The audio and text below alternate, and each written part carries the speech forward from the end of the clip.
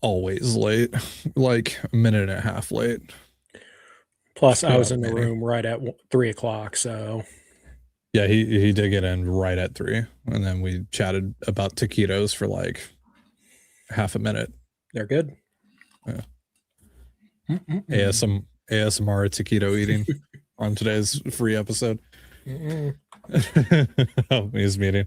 Now that I pointed. Hey, we got 13 people in here already. So yo, what's up everyone? Welcome to episode 316 of CTZ. It is the last Friday of the month, which means this is free for everyone. So if this is your first time checking out a CTZ stream, welcome. Or maybe it's, you know, one of the first few streams that you've seen of ours, welcome. Be sure to check out the Patreon if you want more streams like this. Patreon.com/control the zone. Check it out. You get 2 episodes of us together every single week. One is recorded and one is typically live streamed, though sometimes we'll do an interview with someone as well. And then Colby also does post-game shows, and then during the off season he does off-season shows where he answers questions and stuff like that. So check it out. Patreon.com/control the zone. Hello. This is the last CTZ live stream that I'll be doing before making my way to Seattle for the first time since creating content around the Mariners. How about that? It's kind of crazy. Pretty crazy that it's like almost here. It's starting to get real. Like I gotta like hack and shit this weekend. It's kind of wild. I made a post on YouTube and TikTok, a little short, but also give you guys that update here. Yeah, we were hoping to have an in-person event. We were hoping to lock down a venue for that. Unfortunately, we were not able to make that happen. So we're gonna have to do more of an impromptu thing. Never heard back from Time to Roast him, Ty. No. Time to roast him. Oh, now all of a sudden somebody's afraid about burning bridges. Oh, okay, I see how it is. Technically, really didn't you fill out a thing and get approved for that place though? Yeah, the guy told me like you're booked. The only issue was we needed to hammer out final details. I mean, I guess technically we could show up and just be like, hey, we're booked. You're going to be down there early in the week. Why don't you just go in and be like, hey, I could. Yeah. Plus, you're probably going to be lining up right down that street anyway. So my other idea, and someone brought this up in the comments of the short that I posted today, we might just go to Victory Hall and be like, hey, we're at Victory Hall, like slide through. So yeah, or we could literally just, hey, we're hanging out in the pen, come find us. Yeah, that I'd like I said, formal thing, but what are you gonna do? You know, we try. Yeah, like I said in the video, my mic stand is about to fall off the desk. Oh Jesus! You talk. I'll try and fix this. So like I said in the video, you know, for every game that we're there, like we'll probably be hanging out somewhere, and we'll be like, hey, like we're hanging out here for the next whatever. Come say what's up if you want to. But yeah, we might do something outside of the ballpark too, like that. So we'll let you guys know. We'll keep you guys posted. Check the Discord, check YouTube, all that stuff. And then obviously, if you see me around the ballpark, feel free to say hi. Over under 2.5 wins while Ty is in town. I fully expect them to either go 6-0 or 0-6, and no in between. Either people are going to be like, Ty needs to get the fuck out of town as soon as possible. Which I mean, like, what really changed if they went 0-6? Like, let's be honest with really ourselves. That much of a difference. Yeah. Or if they go 6, you know, people are going to be like, you have to stay for the rest of the year, and blah, blah, blah. That Ty, 38 people in here. That's a record. Holy smokes! Look at us go. Just Sean Kemp's cannabis. No thanks. If you guys aren't subbed, and we're guessing you're not, since there's so many of you in here, Friday shows are typically dictated by you guys, so they're kind of more AMAs than anything. So if you want to ask us questions about the Mariners or the Seahawks or whatever, we can talk about whatever we want here. because this is, our Patreon show. You could just leave a question in the comments, and we usually answer most of them, unless you're Manny, because sometimes those go to a weird place. But anyways, welcome. Yeah. There's a Discord link there in the chat if you want to join. Yeah, free for everyone. Come be part of the community. Love to have you. If you guys find us on Friday, well, I don't know, depending on if we do like a formal meetup or not, we have some swag to give away. That's right. Yeah, we have some stickers. We have some Ahoy Sailors stickers. Yeah, throw them up there. So first things first, though, Ty, let me ask you. Okay. How many hats have you ordered over the internet? Obviously, some from Simply Seattle, and that hat you ordered online, I assume. Yeah. How many of them have arrived in a box? Every single one? Yeah. Why? Because you don't ship a hat in a poly mailer because it gets crushed and the integrity of the hat is destroyed. I know exactly where this is going. Yeah. So I tried to get a hat done just as kind of a proof of concept. This is my second attempt. And this one is, I didn't expect high quality, but I did expect them to ship it in a box, not a poly mailer. So of course it was crushed flat. There's a huge crease, like in the, whatever this part of the hat is called. Yeah. Right there. Huge crease right there in a poly mailer, like squish. I was like, what are you doing? Yeah. Anyway, so Ty's going to have to take a crack at designing hats. Yeah. Because obviously I can't do it right for whatever reason. It might not have helped that I also, spent $3. Yeah. Didn't you tell me it was like $4? Like $4 or $5. But again, it's more of a proof of concept before we would move forward with any kind of like mass order. Not that, I don't think we would have a lot of people interested in hats, but I would like to have one at the very least. Yeah. So we do have 3 stickers that we're going to give away. Again, I don't know if we'll do this at the game or at the meetup or whatever, but they all say the same thing. Yeah. Ahoy, sailors. Nice little catchphrase. These are, I guess, kind of what do we call it? Sunday creams? Those are more like the 80s. Like no, those are the City Connects because there's black. Yeah. And then this is my favorite one. We have the Steelheads one. Steelheads, and then we kind of have the classic. Yeah, and then find us. You guys can get pick up one of those stickers at the ballpark over the weekend. If you see Ty there during the week, he will not have them because I have them. Colby has them. So so if you want an Ahoy Sailor sticker, you gotta come find us Friday. You gotta find us Friday, Saturday, Sunday. Manny, tell Charles that I loved him in Brand New Day. He was great as Ned Leeds. Have we ever seen those two people in the same place at the same time? Charles, aka the CEO of Sucks. That's right. Alex wants to know, Ty, is Brand New Day the best Marvel movie post Endgame? Yes.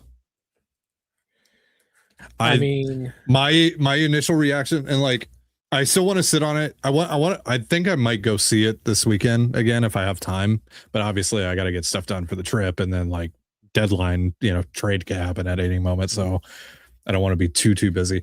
But I want to see it one more time. But my initial reaction last night after watching it was like, that is like a top 3 MCU movie for me. I doubt it's as good as the Eternals, but I'm looking forward to watching it. I'm seeing it on Tuesday. Eternals is not even in your top 5. What is your top 5? No, we did this last time.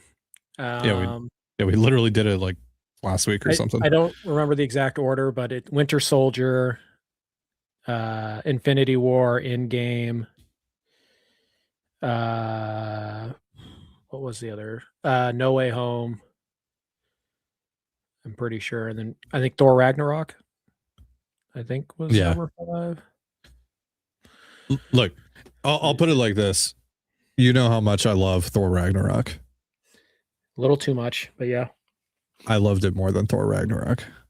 Okay. But did you love it more than the Odyssey, which I still haven't seen? Yeah. But also I like superhero movies more than I'm not a film guy. So like I like the Odyssey a lot. Till time to complain about the CGI. No, just ruined the whole story. Like, oh, look, okay, man, yeah. if you're gonna fucking put $1 billion into these fucking movies, I hope that you polish it up a little bit. Yeah, whatever. Yeah, fuck me for trying to hold Disney to a higher standard. I think Avatar has some really good CGI, and I still think those movies suck. So, I mean, CGI isn't everything, but I'm just like, I don't want to look at an ugly piece of shit. You know how much CGI they used on? My biggest problem with No Way Home was like, it's a COVID movie, and they literally just like film New York and then put Tom on a sound stage and put little markers that are like, here's a person here and here's a person here. Yeah, but it looks ugly. I'm just saying the movie looks like No Way Home is an ugly looking movie. No. I mean, it's not as beautiful as like the Eternals, but it's pretty good. Anyways, Brand New Day looks fucking incredible. Okay. Like they polished the shit out of it. Anyways, I haven't seen it yet, so I can't comment. Yeah. And that's all we'll talk about with it, because I'm sure a lot of you haven't seen it yet. But yeah. Anyway, that's why we lost. Odyssey is great too. Odyssey is great too. Matthew wants to know, what's your favorite realistic 1-for-1 for Hancock and Castillo, if there is one trade? I don't have one for Castillo. I don't. I guess the Ian Happ idea. Yeah. Maybe. Yeah. Maybe. Kind of I guess. But even then, like the whole problem about like Castillo having an extra year that has to be accounted for still. Yeah. So it's not a 1-for-1. Yeah. I don't think there's a 1-for-1 for Castillo. George Springer. Like, what are the Blue Jays going to do with Luis Castillo? And even then, same problem. He has 1 year left. And so. Yeah. There really isn't one for Castillo. It's a salary dump and you're eating a ton of that money. Hancock. I like the Ryan Waldschmidt idea. Who came up with that idea a long time ago? Now, granted, it was for George Kirby, but I was also getting like Lawler. So, like, who was the first person to identify? Boom, this guy. A lot of people have been talking about Waldschmidt. To me, he is kind of like the type of player that this team deserves to get added at the deadline. Yeah. Like, it's like, look, we're adding this super talented guy who's just making his major league debut, a couple months ago. And like, look, if he catches fire and he figures it out, great. Awesome. That's a huge addition for us. If he doesn't, oh, well, we weren't going to get there anyways because Julio sucks and Cal sucks and Josh sucks and whatever. We weren't going to get there anyways, but now we have our, opening day left fielder or right fielder next year figured out, and we have him for the next 6 years. So like, that's the type of commitment I like. So like the Matt Shaw is fine. Again, assuming the Mariners are okay with the clubhouse stuff there. I would be pretty upset if they traded him for Ramos straight up. I don't like Ramos all that much. Ben Ranieri is a big Ramos fan. And even he is like, no, don't trade Hancock for him. But it's like, plus like, it's weird seeing people in this fan base be like, oh yeah, I want them to trade Hancock for Ramos. It's like, dude, these are the same people that fucking hate Randy Arozarena. And it's like, he's diet Randy. Yeah. Well, I mean, not all of them. I'm not saying all of them, but I'm saying like some of these people.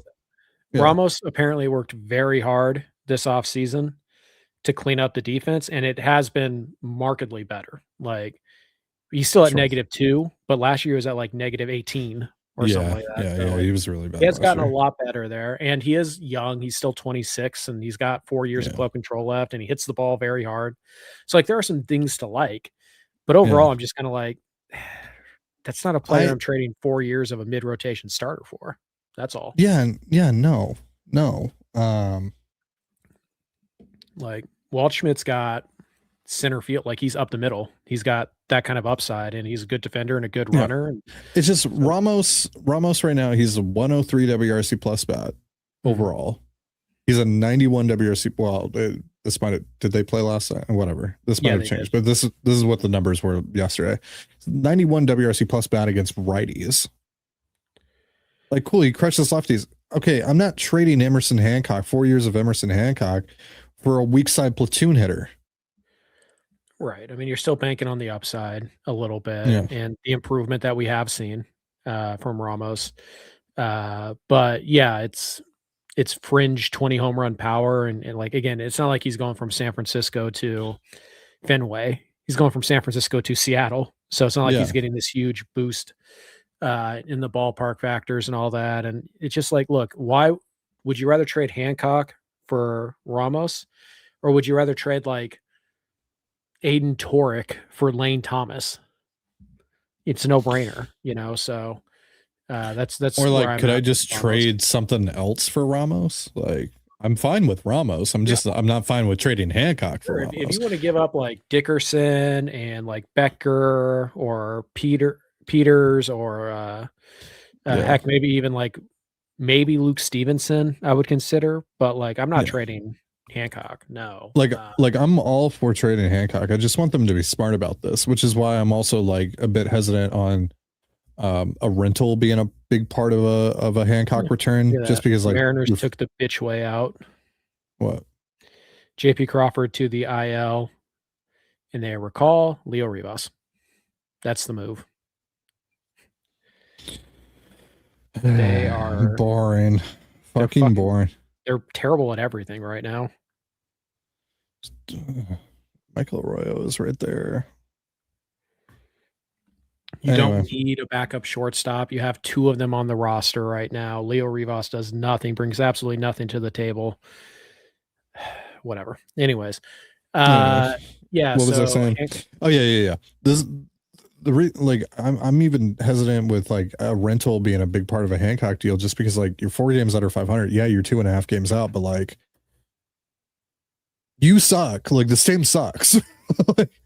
I ideally I want, equivalent club control coming back for Hancock. Yeah. I think my favorite, those are the 1-for-1s. There's really not a lot of 1-for-1s. The two that I've kind of like, if they want to go big, and this would take more than Hancock, is Otto Lopez. We talked about that on the show today. Yeah. That's the no-brainer one for me. I'd give up Hancock and 2 top 100s, probably anybody but Sloan or Anderson, to get Otto Lopez. I would like to keep Michael Arroyo, but I like Otto Lopez more. So, but anyways, that would be the guy. And then I've still been kicking around this idea, and I don't know how feasible it is, but like, could you get like Hancock? Could you trade him for like Taylor Ward and Jordan Westberg? Where it's like Westberg's not going to help you this year, but he's probably your starting third baseman next year. And then Ward obviously helps you this year. So it's like a rental player for this year, but you get the long-term asset in Westberg, and Westberg is recovering from Tommy John. I think he has 1 less year of club control than Hancock. So it's not perfect. There's probably a couple other pieces that need to be put on both sides, but I do like that idea a little bit. Yeah, we'll see what happens. But 1-for-1, I think Waldschmidt is probably my favorite, and then Shaw I would be okay with, but not love it. And Ramos I would be pretty upset with if that was the 1-for-1 swap that they made. Yeah. Is there anything with the Brewers? I don't think so. Yeah. The Brewers are going after Skubal, and that's the other thing too, is that like, if there's so much pitching on the market right now, and Casey Mize is going to get traded, as well as Skubal and Peralta, and like you're kind of in this weird spot with Hancock, because like you might have to wait until the starting pitching market starts to move. But at that point, are you going to be able to put together an Emerson Hancock trade in 48 hours? Yeah, I don't know. So there's a lot of moving pieces here. I don't think there's anything with Milwaukee. It's tough because like their best prospects, they've all locked up to major league contracts. So it's like, do you want Jet Williams for Emerson Hancock? Because I'm fine. I thought maybe Tampa there might be something with, but not really. Again, it's mostly prospects that they have, and so it's weird. The White Sox, there's just Braden Montgomery got brought up in our Fan Fiction Friday today. Yeah, maybe something like that, but they're not going to trade Vargas, and that's kind of the only other guy. So, there are certainly others, their teams, and if you want to believe Bob Nightingale, teams are falling all over themselves to try and get this guy. So Yeah. We'll see how that works. But yeah, I think that the Hancock, I don't think we're going to get a Hancock trade before Sunday night, if we get one at all. It just doesn't feel like there's a lot of momentum right now towards that deal getting done anytime soon. Well, Jude in his article today said that it's likelier that he gets traded than he stays. So yeah, but now I'm kind of concerned about like the whole, oh look, we have more data about how athletic TJ and Lyle are. We can send that over to Ben, see if he can give us an update. Oh boy. Oh, they certainly look more athletic. Anyways, yeah. So let me see this. We'll see how the market develops. My worry is that they're going to want to trade Hancock so bad that they end up taking a lot less than he's worth. And I don't know how much Hancock is worth, but I know he's worth more than Ramos. Like, I just feel like we're going to get like a panic decision where it's going to be like, oh, Ramos for Hancock because we have to do something. And it's just like, no, we don't. Not that bad. So we'll see. I'm watching this TJ and Lyle video right now. Okay, well, TJ didn't even like load at all with his swing. Like, and I know like they're supposed to suck for the video, but at least like at least Lyle like loaded, like TJ didn't load. Well, as we have said, TJ is a better actor than Lyle. So Lyle gets the iconic lines, but TJ is clearly more comfortable in front of a camera. Right. So no surprise there. And let's just acknowledge this. The best thing in the Mariners content space is the commercials of the Marine Lair guys, without question. Sorry, what? Oh, the best content is the commercials. Best content in the Mariners content space is their commercials. Yeah. 100%. We can't even compete with that. Lemon pepper wets. Not my lemon pepper wets. I gotta get some lemon pepper wets. Put that on a t-shirt, man. Yeah, I gotta get some lemon pepper wets when I'm in town. Also, am I picking you up from the airport? No. Yeah, Manny. They're staying at this hotel, and you were worried I was going to say it for a minute, weren't you, Ty? I'm not. Hi, Caroline. I'm not flying until after the deadline, so no chance of a trade happening. Did you say lemon pepper? Don't worry about it, Caroline. Don't worry. No, you never showed her that? I guess she never saw it. Yeah. TJ and Lyle, they did a Caroline, for context. TJ and Lyle from Marine Lair, they did a commercial for their for the bar that they're sponsored by, Queen Anne Beer Hall, and they have lemon pepper, like sauced lemon pepper wings. So that's why they're lemon pepper wets, because they're sauced. And Lyle was like, "Not my lemon pepper wets." He just had this funny line. It just like the Meryl Streep of acting line that he delivered is just, it's iconic. Yeah. Someone's insane. Look out. Someone's insane. That's right. I added it. On you, nutcase. You did it. Good job. Yeah. And now look, we're kicked off of YouTube. Like the stream ended. Anyways, I'm sure we have a lot more questions to roll through. We have over 50 people in here right now. Yeah, Jesus, 50 people. Yeah. Hello. Caroline's like, who is ready to see Ty in Seattle next week? And no one fucking responded. No one is excited to see me. Play the hawk noise. Do we have that one, or the eagle noise? The eagle. It's an eagle, yeah. Well, you want me to play it, or are you going to play it? Do we have it? Do we have it on here? Oh yeah, there it is. Hold on. Happens twice. The gunshot is the best part. Is he ready for me? No, I'm not ready for you at all.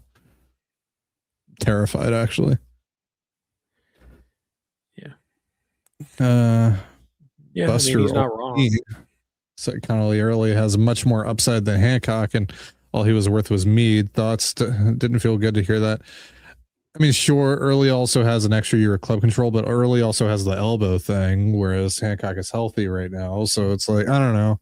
Also, all he was worth was Mead. You've seen what Mead's doing this year?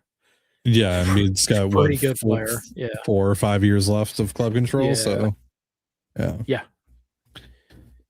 So I wouldn't worry too much about it. Yeah. Dalen Lyle for Hancock. I mean, I don't know, because they seem to be like totally against adding a left-handed bat, even if that's the best hitter they can get. Yeah. I don't know how he is against lefties, but they've been very adamant that they want a right-handed bat, which to me, like, I get it on principle, but like he's been bad against lefties. Yeah. So. For example, so yeah, Hancock for a platoon, probably not. For example, though, like Jake McCarthy, the Rockies are probably going to trade him. He's really good against lefties, but he's a left-handed hitter. We're just going to not trade for Jake McCarthy just because he's a left-handed hitter, even though he hits lefties. You know, like. God damn it, Manny. God damn. Boy. He asked Caroline if she's ready to watch. And she's like, watch the Mariners? No, you sweet baby angel.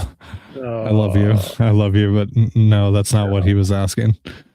Oh, Manny, that's not right. Donovan has not been activated yet either. It's also worth noting that Donovan's wife is going to go into labor any day now. So that might have happened.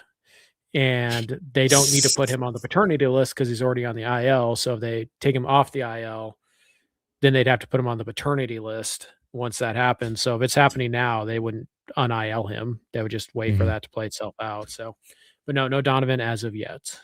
Yeah. We all are, Jared. We all are. That's what we're waiting for. Hancock's value around the league.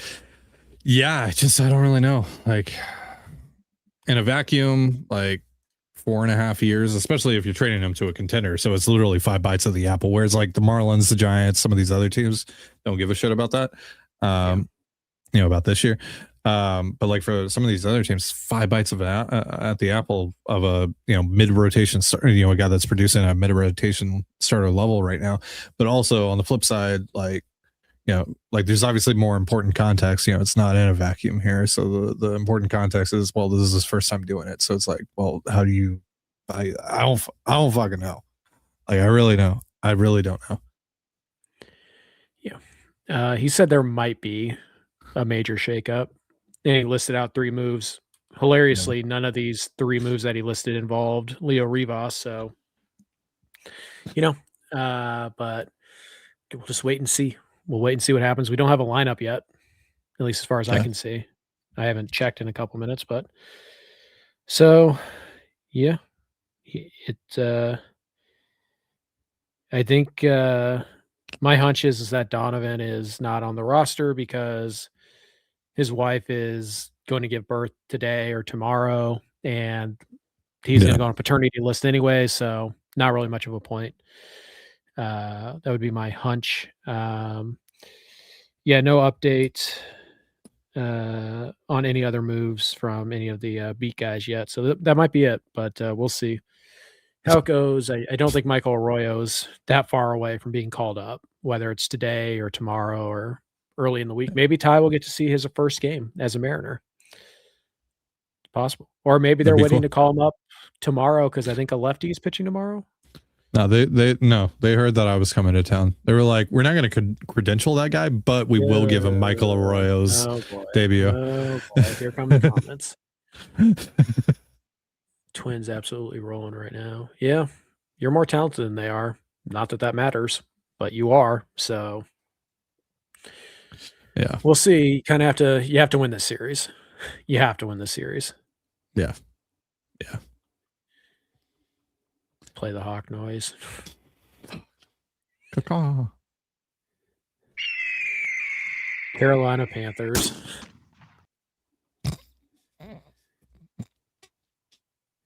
Where did Darth Vader go to get his shoes? Oh God. Bed Bath in a galaxy far, far beyond. I don't know.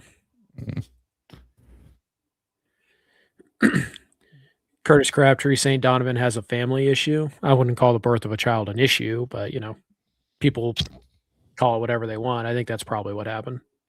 I mean, Colby hates children, so he would probably call it an issue. That is true. Yeah. Fuck them kids. Sharp teeth and claws. The Darth Maul. Oh, that's pretty good. That's pretty good. The Darth Maul. That's solid. Yeah, so there you go. Alex says, yeah. Divish said that he was cleared. Yeah.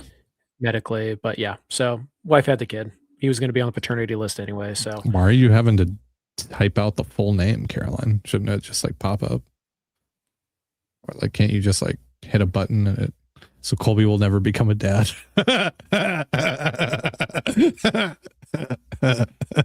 That's funny. That's funny, Caroline. Good one. Someone's insane. Look out. Someone's insane. Yeah. Not purposefully. Yeah. Not purposefully. Jesus. I mean, I don't know. When I click the name, it just says block or report. All right, block him. Report him. Report Manny. Yeah. Carlos Vargas is throwing a bullpen tomorrow. Ooh. Oh, shit. Oh, shit. Matt Brash is about 1 to 2 weeks behind that. He'll throw off a slope today. Not off a mound, off a slope. Caroline, there aren't enough people in this chat for Manny tonight. Also, Manny's obsessed with himself. He's got like, as soon as he sees the word Manny, he's like, what? Me? Talking about me? Talking to me? Manny loves attention. All right. That's all the questions we got. 43 people in here, and we only got like 3 actual questions. How would you realistically play Otto Lopez every day? Shortstop. For sure, you figure it out, but how would it actually work? Yeah, I think you play him at shortstop, and you move Emerson to third, and Donovan plays some third, and JP plays some third, and JP might be out for the year. I don't know. Yeah. It's a wrist issue. Like, to me, he's the shortstop, and then Emerson has until whenever JP's back to prove that he's a major leaguer this year. And if he doesn't, he goes down. JP takes his spot. JP's a third baseman. If he is, then okay, JP's a roving infielder that I only have to roster for a month, and then he leaves in free agency. Like, pretty simple. It is. You just make him the shortstop. Yeah. Like, Ty's ever going to let me hold his kid. Just pictured Colby holding our baby one day if we ever have one for a while. Uncle, I would never fucking let this man touch my child. Okay, that sounds like okay. Let's rephrase that a little bit. I would never let this man hold my child in a non-weird way. I don't know. How am I supposed to word that differently? I don't want to hold your child anyways, because I get nervous around babies. Unk. Damn, she's calling you Unk. That's what my nephews call me anyways, so. Damn, you're Unk. Crusty. Emerson Hancock for Didier Fuentes and Mauricio Dubon. Is Dubon a rental? Yeah, I think so. Yeah, I don't want the prize of a Hancock deal to be a reliever not named Mason Miller, frankly. Yeah, and it sounds like Mason Miller's probably not moving. And that's not happening. Yeah. Like, Fuentes is good. It's just I don't want to trade Hancock for Fuentes. Stupid Padres had to go win like 7 out of their last 9 right before the deadline. Ruin our dreams. I mean, let's be real though. Like, was Preller actually going to fucking sell Mason Miller? Yeah, probably. Apparently, he might still move Estrada. Yeah, maybe. Would you rather keep Hancock and trade Kirby or vice versa? Yeah. Ideally, trade Kirby because Kirby has more track record. So you would think that you would have less of a, like this would be less up in the air than Hancock. Like Hancock's value is. You kind of know what Kirby's value is. It's just that opens less doors though than Hancock does potentially, because with Hancock you can trade him to a contender, you could trade him to, you know, one of these fence straddling teams, or you can trade him to a bad team. Whereas with Kirby, you're probably only going to be able to trade him to a contender. Yeah.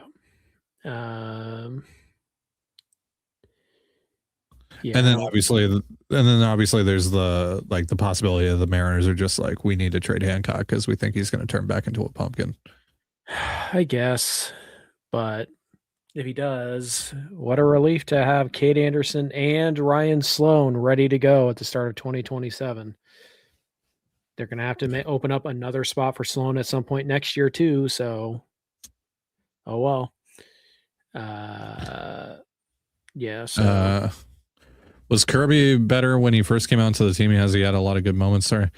He was, I mean, I think the issue with George is just he's now like it's not even really that much of an issue. Like George is a good pitcher. It's just he hasn't taken that next step that people have thought he could take. Caroline, remember when we were in Vegas, put some money down on George Kirby to win Cy Young? Like that was kind of the hype around him, and he hasn't gotten to those kinds of levels. He's just been like, he's pretty good, consistent, but he's just consistently good, never great.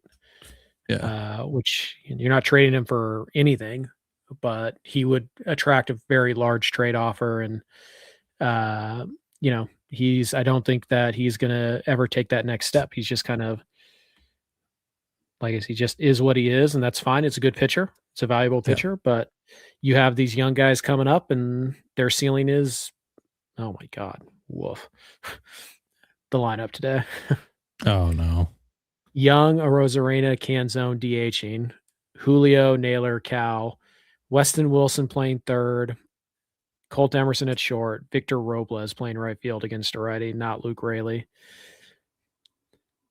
I did hear that the Mariners were shopping Raley for relief help. So maybe that's Raley, might not. Yeah, maybe he's not playing because they might be close to trading him. I don't know. We'll see. Yeah. Damn. Caroline's off the Cal Raleigh bandwagon. That her favorite player was Cal before he struggled this year. Brownie face. I still like him. Oh, wow. Hear that, Ty? Once you start to hit that struggle bus, she's out of there. Honestly, man. You got like what? You've been married for what, 6 years? You already tricked her into 8 years? 10 years? We've been married for 8 years. 8 years. Yeah. You already tricked her into 8. 2 more years and you could have her stuff. I don't know what the rules in Canada are, but there you go. By the way, last night, but I just heard her laughing in the other room. She bust out laughing about something. Last night I was like, okay, you know, we're going to this 50th anniversary thing. Here's who you need to know. I'm like, Ken Griffey Jr. I showed her a picture. I'm like, this is Ken Griffey Jr. All right. This is Felix Hernandez. This is Brett Boone. You're just showing her pictures? Yeah. I'm like, this is Alex Rodriguez. Well, and I gave her background. Because she was like, I need to know these things before you're. Oh, okay. Yeah. Are you like mansplaining your trains to her? No, she was like, I need to know these things before we go. You really don't. Yes. You'll know as much as about like 85% of the people. So I wouldn't worry too much about it. My phone died, so I didn't get to see what you guys. I was telling him about how last night I showed you like Ken Griffey Jr. and Ichiro and all those guys. Remember? Oh yeah. Yeah, remember I was like, Don't embarrass this is A-Rod. Wasn't embarrassing you. I was just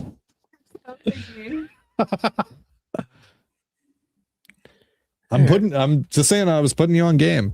Anyway. Favorite washed up player currently playing? Is George Springer washed? Okay. Okay. Is that a threat? Better be.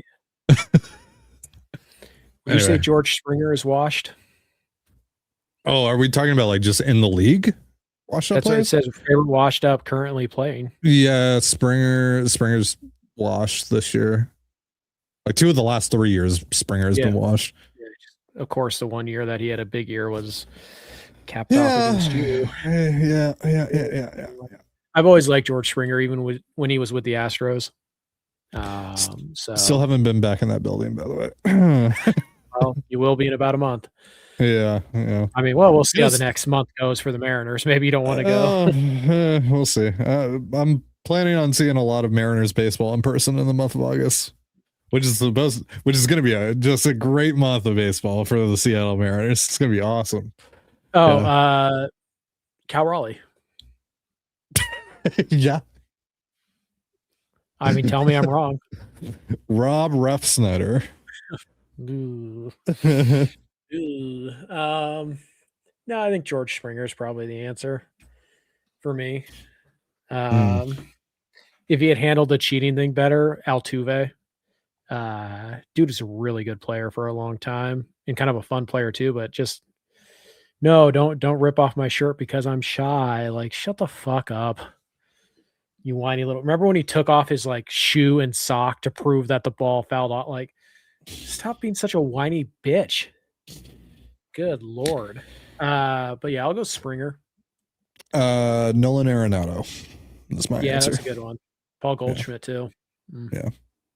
Oh, Goldie's crushing it right now, but yeah, he's washed largely. Yeah, Arenado's a good one. I like that one. Paul Sewald. Eugenio Suarez. Hey, and if the Mariners get Ryan Waldschmidt, we can still say C.S. Wald. Yeah, sure. Bring that back. Eugenio Suarez or Jorge Polanco? Ooh, probably. Yeah, I mean Gino's got to. Gino's up there. Yeah. You know how bad things are for the Mariners right now? Gino almost makes sense. Almost. The vibes are so bad. You're like, we just need somebody to come in here and like, is he worse than Weston Wilson? I don't know. I don't think so, actually. So, and you keep in mind, you don't have Weston Wilson is your starting third baseman for the next 2 weeks, unless you acquire somebody. I mean, Donovan probably. Oh yeah, that's true. For the next, so Donovan's going to be back on Tuesday. So, but I mean, still, Brendan Donovan's going to be your third baseman. Remember how that was? Yeah, it was not particularly good. Not particularly good whatsoever. Yes, in the same way that I have the ability to play first base. We all have the ability to play first base of a position. Tell them wash. We need to cut that so we could play it on the live stream because I make that joke all the time. Right. Yeah. First base isn't that hard. Tell them wash. Yeah, we really need to create a soundboard. Yeah, we do. Hey, I already made my contribution. Where are yours? I came up with the eagle screaming too. Yeah. The gunshot I can't take credit for. That was a default sound. That's a default sound in StreamYard. Yeah, that's not something we added. No. We added the eagle. My eye on you, nutcase. I don't like that when you play a drop and you stop it halfway through. Then you go to play it. It just finishes the drop. It doesn't restart it. Yeah. It's like, no, I whatever. I had to create 2 different drops and keep in mind which one's which. Hey guys, is there really any reason to trade away one of our starting rotation for Mason Miller if the offense can't score? How would Miller help us with our dreadful hitting? Love you guys. All right, so I've talked about this a few times. I've said this spiel. I'll say it again though.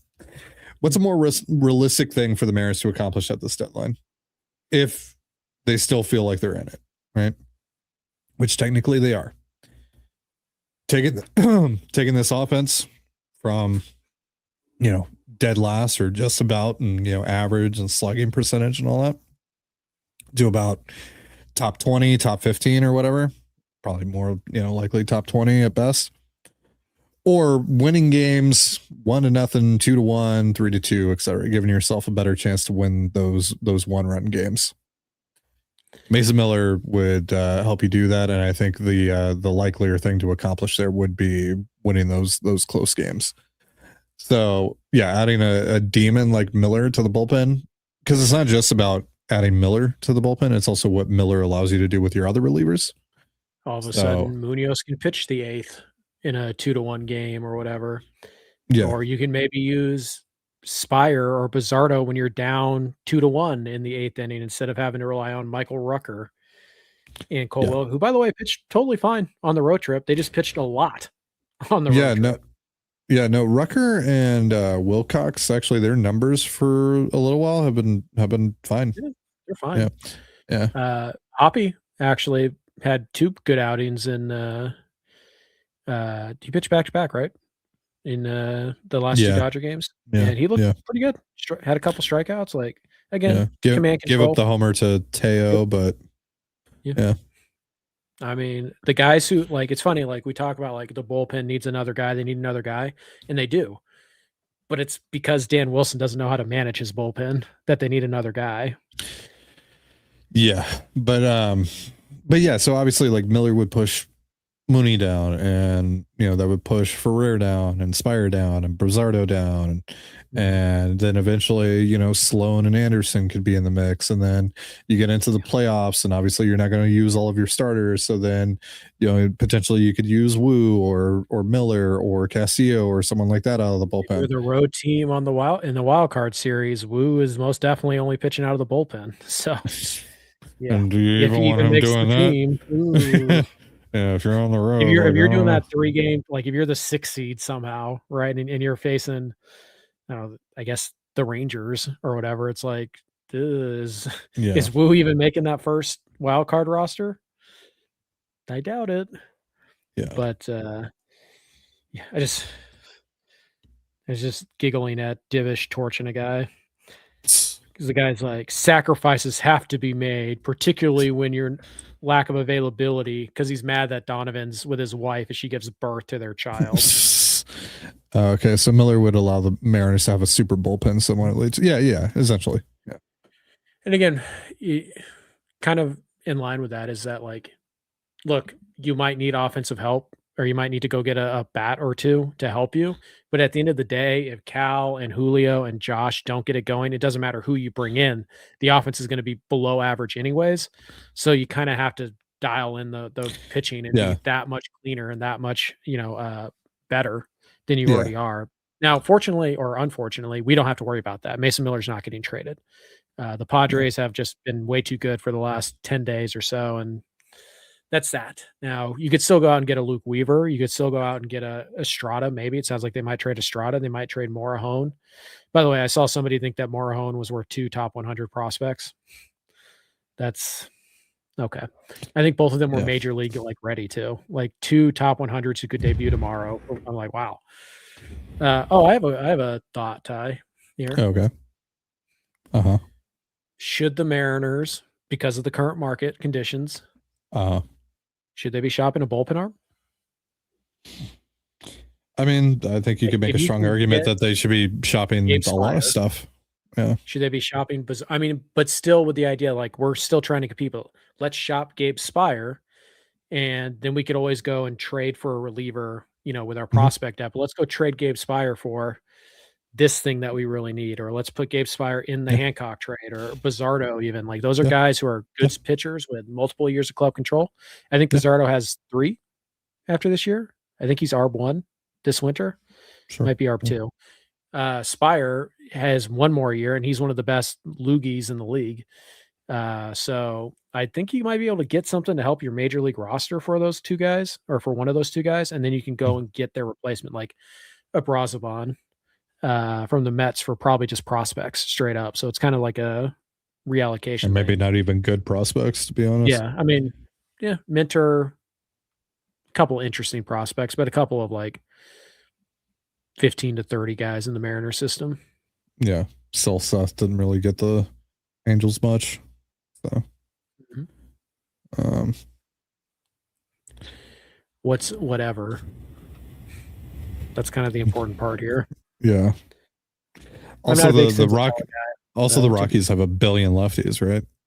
Yeah, they're trying to trade Moniak and McCarthy.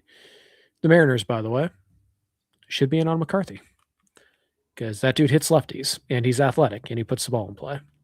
Yeah, they got McCarthy, they got Moniak, they've got Johnston, they have Rumfield. Yeah, so I don't. Carrick also hits from the left side. switch hitter. Yeah, I talked about this. Yeah. You leave that in the show the other day? The A-Rod thing? Yeah. Did I leave that in the show? You I think better I have. think that question actually got cut because it ran long. That was like a 70 grade rant. Guys, remind me, did I cut the question about the top 50 Mariners thing from mailbag? What was that, Wednesday? Also, Drew with a really good answer to favorite washed player, Andrew McCutchen. Yep. Oh, yeah. Catch. That's a good one. Yeah. Yeah, A-Rod is the best player in franchise history. And the fact that Mariner fans still act like he owes them an apology is laughable. And again, to me, it's not a question as to whether or not Mariner fans are ready to forgive A-Rod. Is A-Rod ready to forgive Mariner fans? Because Alex Rodriguez did nothing wrong when he left the Mariners. After he left the Mariners, you know, say what you want to say, but leaving the Mariners was not A-Rod's fault. You were gaslit by this ownership group, the same ownership group, by the way, who told you and everybody across baseball that Randy Johnson had this degenerative back issue that was going to halt his career 10 years early, which also limited the return you were able to get for him when you did trade him, only to have Johnson then go on to win, 3 Cy Youngs in a row for the Diamondbacks? Yeah. Like, that's the group you're going to believe when they tell you that A-Rod just screwed them over at the last minute and left for only a little bit of money. We know what the offer was. The Mariners offered him $80 million over like 3 years. The Rangers offered him $250 million. It doesn't take a rocket scientist to be like, oh, well, of course he took that much because you lowballed him, you assholes. So, yeah, I don't think people are going to boo A-Rod. They're stupid because you were lied to. They made A-Rod look like the bad guy when A-Rod did nothing wrong, and you bought it hook, line, and sinker for 25 years. Hopefully now you guys realize just how shitty this ownership group is, and you're like, man, they tried to like ruin Randy's career. They tried to turn us against A-Rod, and they succeeded. Like the number of times like, oh, we would do it, but, you know, X or Y or, oh, the TV money. Oh, you know, we don't have the money because what are we going to do? Not buy Hap back across the street? I don't know. Like, come on, guys. A-Rod is the greatest player in franchise history. Full stop. Now, Griffey's the most iconic. Exactly, Caroline. Who wouldn't go for $250 million? Yep. Like I said, Griffey is the most iconic, arguably the most important. Edgar is like the Mariner. Ichiro is right up there with like most iconic and most important. But A-Rod is the best player that has ever worn a Mariners uniform. Where does Rob Roughsider rank? Dead last. I'd rather have Sean Figgins. At least Figgins can steal a bag. Yeah, but you signed up long term for the Figgins thing. Roughsider's like $9 million a year. Hey, to the Mariners, that's a lot of money. 436. It's a lot of money to the Mariners. You know who should be in the, so obviously we're getting the home run derby and we'll be there, Ty. Yeah. And all of you losers who didn't buy tickets can't even watch it on TV. That's so lame. That's so another lame. Brilliant marketing strategy from the Mariners. Yeah. You know who should be in this home run derby? Who? No disrespect to Stephen Romero, who is my pick to win. That's my pick too. Yeah. I think it's pretty obvious, actually. Richie Sexson should be in it. Mike Zunino should be in it. I don't know if I'm supposed to say this, but whatever. Richie Sexson is getting inducted into like the Washington State Sports Hall of Fame or whatever. Like Jake Harper or whatever. Like on Wednesday or something when I'm there. Oh, so you think he might be on the top 50? I don't know, but he was good, man. His first 2 years, he was really good. Yeah. It just fell apart so quick. But yeah, I'm gonna see Big Richie get inducted into the Washington State Sports Hall of Fame. You're going to that? It's at the ballpark. Oh, okay. Like during the game.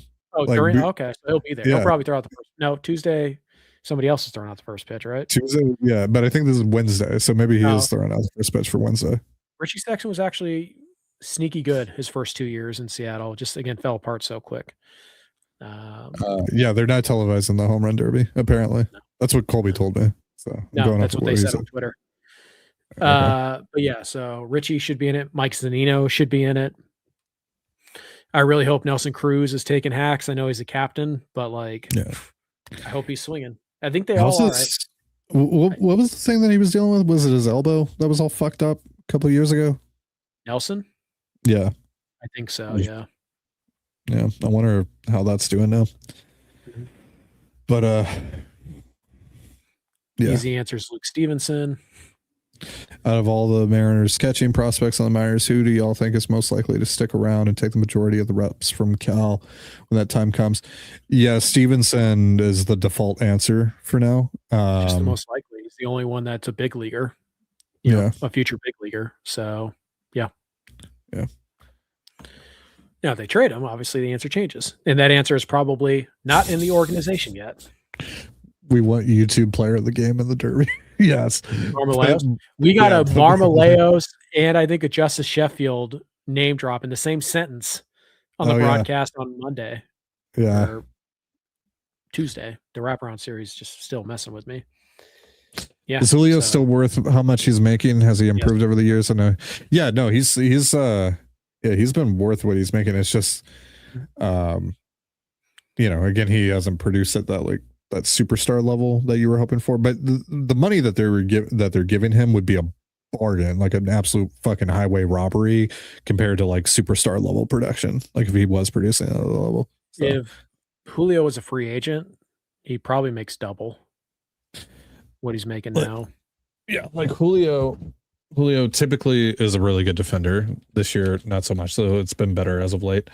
And Julio right now is 9% above league average hitting at the moment. But look, he's a walking 5-6 win player. Now this year, obviously the defense was bad in the first 2 months or so, so that's going to go down. But no, he's a very good player. He's just not a superstar yet. Still might be, but right now he's not. What's up, guys? Sorry for the overpay yesterday. I made that trade. The Brazaban and it's like Tyrone. The Taylor. Don't apologize. I like the players. It's just it's an overpay. That was all. Yeah. Players make plenty of sense. Is Scott invited to the 50th celebration? Well, he's an employee for the San Diego Padres, so I don't think so. It's for players only, so no. And I think the wounds are still very fresh in that regard as well. Might help fix those wounds. Fire Dan, hire Scott. I'm all about it. I'm all about it. I am in you at all.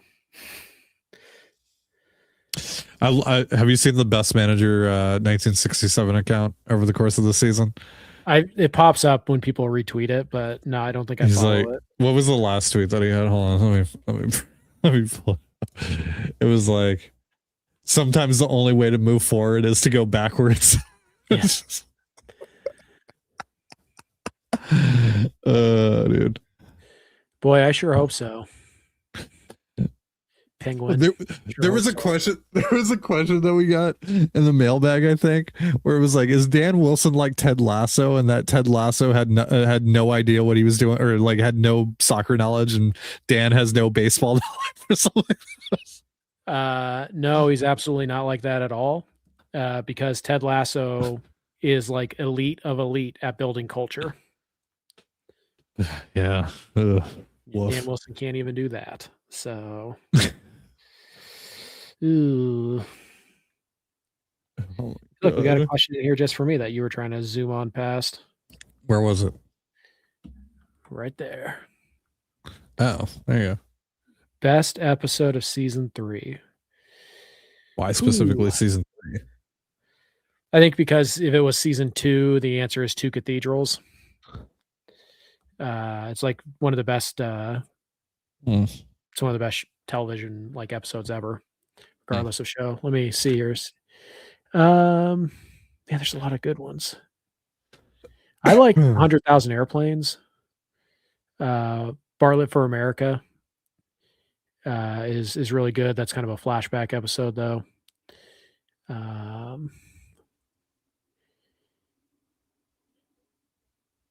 Yeah. Man, that is a tough one here. On the day before, I think is the first time he uses the veto. That's a really good episode. Women of Kumar, really good episode. It's a CJ episode. Those are always good. But I think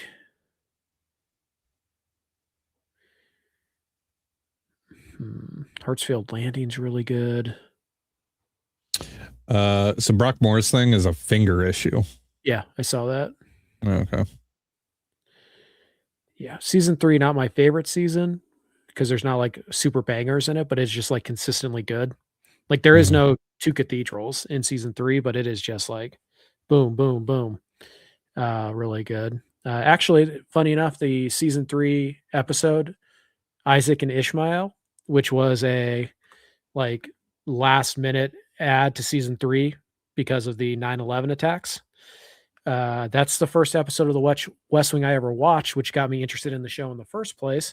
And it was shown to us by our very conservative history teacher because he didn't feel like doing a lesson. So thank you, Mr. Vanderbrake, for turning me into a liberal. It's all your fault. You're why I'm not happy. Barley for America was really good.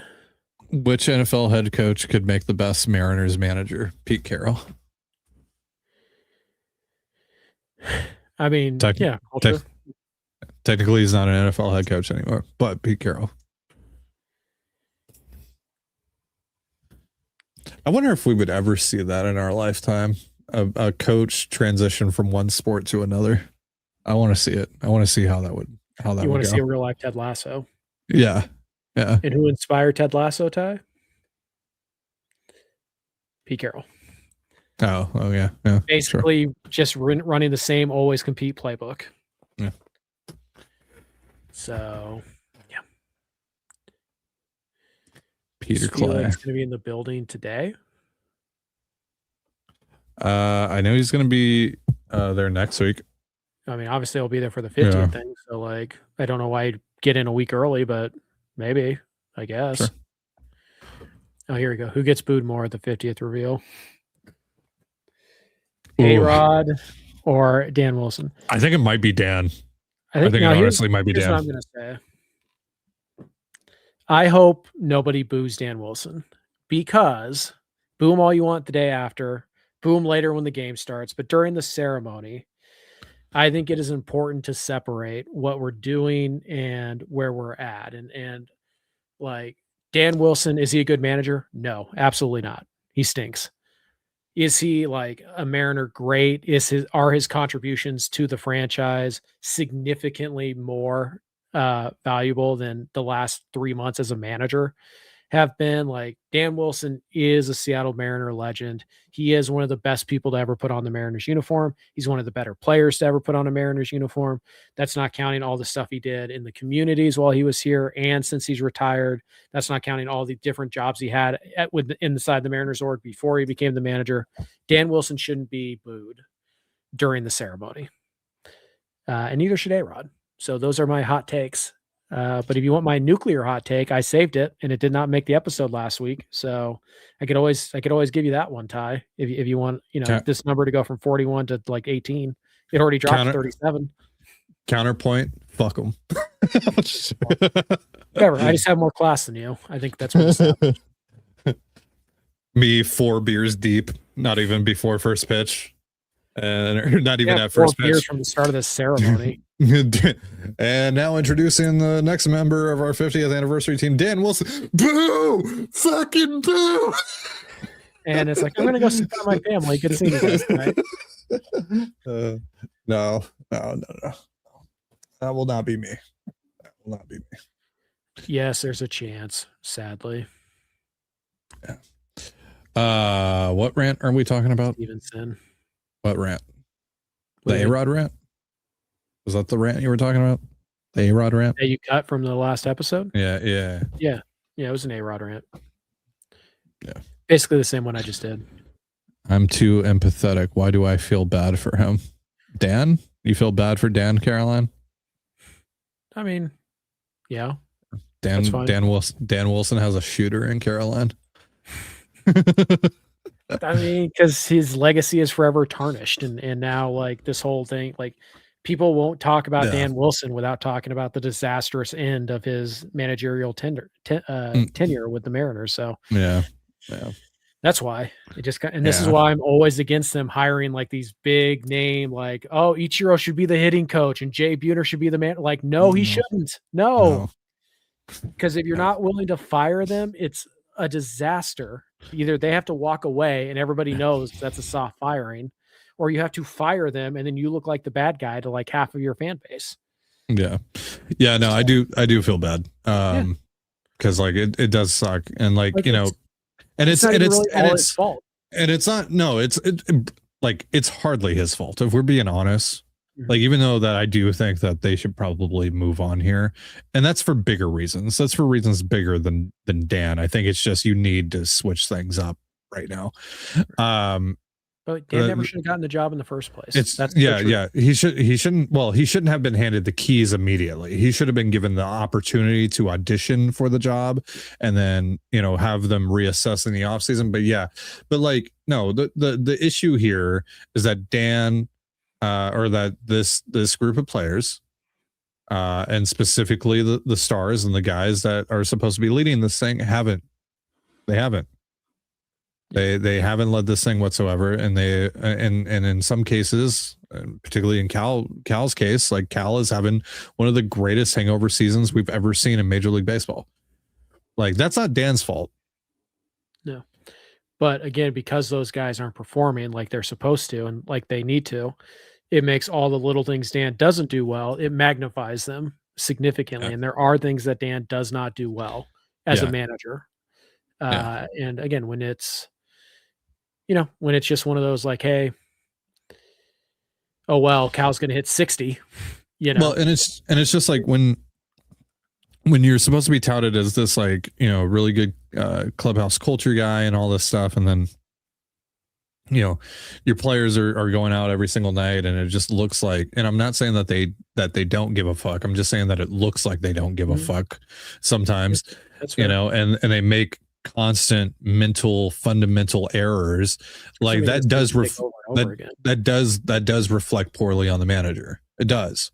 Yeah. So and again, like if you're supposed to be touted as this like clubhouse guy and all this stuff, like you're supposed to be the vibes guy, you're supposed to be the kumbaya, let's keep everyone together and keep everyone on the same track when things are even at their shittiest point. Like that can't happen. That can't happen this deep into the season. Like you have to at least see some glimpses, some sort of light at the end of the tunnel, and you're not with this team.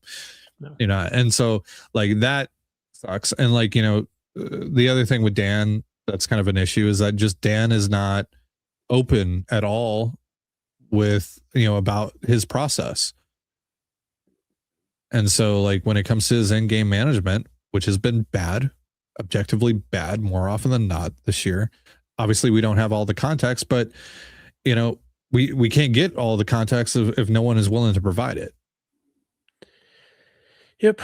And as as Divish told us last week, Dan's a really poor communicator. Yeah. And when you are a poor communicator, you tend to just lean on the same spiel over and over again, and it reads to us, the fan base, as somebody who doesn't know or doesn't care. Because when you say, oh, that's baseball every single night for 3 weeks, like for 3 months after you lose, like it just seems like, oh, so you don't know what's happening, or you don't know how to fix it, or you don't care. That's how it reads. Yeah. So like Dan being really bad at explaining his rationale or feeling like he shouldn't have to explain it, that's the gig, buddy. Yeah. That is like 50% of your job is to talk to the media and explain why you did this, why you did that. And like, when it doesn't work, you go, I should have done this, or, oh, maybe this should have, instead of being like, oh, baseball. Like, no, that doesn't work. That works once in a while, but you can do that early. Every single game or every single night. You can do that early on in the season, but like when we're 109 games in or whatever it is now, like can't do that. Like that has run its course. Like you can't do the whole like, oh, it's a tough one. You know, like, and I get it. Like he doesn't want to throw anyone under the bus. That's not his style. But like, you know, you can say you can, you know, have some accountability without throwing guys under the bus. Mm-hmm. You know, because like you can just do what Brian Wu did last night. Like we played like, you know, we're playing like shit. Like that's literally what Brian Wu said verbatim last night. Like if you're like that's all you have to say if you're Dan. Like it's like we're not playing up to our standard. Nope, just not good enough. And so like that, and like as silly as that might sound, that like, oh, that's all he needs to say, but like that really is like that's all people want to hear, is that like you demand better, that like, because like the way that he does go about it just sounds like he's making excuses. Because he kind of is. Yeah. Because he doesn't want to throw anybody under the bus. So, yeah. Jed Bartlett doesn't like baseball. That is a trick question. He thought Stan Musial was a cook in the White House. That is a trick question. Nice try. Celestial Navigation was season 2. Or it might be season 1 even. How do you know the names? How do you know the names of these? Well, some of them are iconic. A lot of them I don't. But Celestial Navigation, they have to go bail out their nominee for the Supreme Court out of jail, and they're trying to like find this little tiny police station in like the middle of nowhere, Connecticut. And so they're using the stars, and it turns out that one of the stars they were using was a LaGuardia or a Delta flight to LaGuardia. I've actually seen that episode. I've seen a little bit of The West Wing because my mom watched it. So yeah, I'd hang out with her sometimes and watch it with her. Yeah, what's a reality TV show this season would be? Yeah, it's about the same quality. Yeah, same arc. Yeah, first season 3 episode was awesome. Isaac and Ishmael. Yep, really good. Very, very good. Yeah. Oh, sorry. Did you throw? Yeah, it's all good. I'm behind. I'm trying to get through all the relevant ones. Yeah. My girlfriend and I are going to see Taylor Tomlinson tonight. Who is / are your favorite comedians? Never seen Taylor Tomlinson, actually. Never seen a stand-up or anything. Taylor Tomlinson. I really like Kyle Kinane. Oh, yeah, he's great. Yeah. I really like Kyle Kinane. Oh, never mind. I know who Taylor Tomlinson is. I just didn't know her name. But yeah, I've seen her before. Good. Yeah. I really like Kyle Kinane. I saw Nate Bargatze. And that was cool because Dustin Nickerson opened for him. Nice. He was one of the openers, so that was a good show. Yeah. Bargatze's really good. Jim Gaffigan's really good. Like my favorite all time is probably a toss up between Carlin and Chris Rock. Yeah. I think my favorite right now is Kyle Kinane. Patton Oswalt I really like too. So as you can tell, I kind of have a vibe for my comedy that I like. Well, I liked early Tom Segura. There was like a cutoff point. Like really honestly, I know this is gonna sound cliche, but like right before he got like famous. Yeah, like he was at his best, and then once he got like super famous, it was like, ugh, this is kind of like mediocre. Colby is like secretly a hipster. I'm finding out. Like Colby says some hipster shit sometimes. Like Tom Segura's got some good bits in his new stuff, but it just kind of he's evolved into like trying to be like this Kevin Hart, and it's like no, because Kevin's also not been as funny since he started doing movies and trying to do his own projects. Like, I like comedians, not actors, or comedians who think they're actors now. And like, I can tell you my least favorites too. Theo Vaughn is terrible. Bert Kreischer tells the same damn story in every single stand-up special. And that's the mark of a terrible comedian. When they just have to keep relying on the same bits over and over. Hannibal Buress is kind of doing that right now too, which sucks. The pickle juice joke. I like Hannibal Buress. I like his album. When I first heard the pickle juice story, I don't want to hear it 4 other times on 4 different albums. Bill Burr, also another comedian I really like. But yeah, I think Kinane's probably my favorite right now. My guy right now is Dan Soder. I love Dan Soder. Okay, yeah, I've seen some of his stuff. Yeah, he's I think married to Katie Nolan. You know Katie Nolan? Yeah. Yep. And he was like, or like he still is like best friends with Mike McDaniel. Like the Dolphins or former Dolphins coach. But yeah, he's pretty funny. Yeah, I like Dan Soder. I like Godfrey. Have you seen Godfrey? No. He does a bit about like baseball announcers and like when you pair like, you know, a stereotypical like baseball announcer like with a Dominican dude and like have them interview. He's like, they do this shit on purpose, man. I think I've seen that. Back to you, Brad. What the fuck was that? Adam Ray's pretty good too. Yeah, Adam Ray. Yeah, also. Yeah, obviously. Yeah. Adam Ray. I saw Adam Ray a couple years ago. He came to town. So I've seen him and Bargatze live, and then Nickerson opened for Bargatze. I think the Nate Bargatze show is probably the one I laughed like the hardest at. He has this great bit about secretly ordering Uber Eats at night. Now he ordered like a Blizzard at like 11 o'clock at night, and the asshole rang the doorbell and knocked. He's like, dude, I was going to meet you at the door and eat it secretly on the front step. Our good friend's brother has like, he's a stand-up and he has like over 100,000 followers now on Instagram and stuff. Like he's kind of blown up. But he mostly does just local shows around here.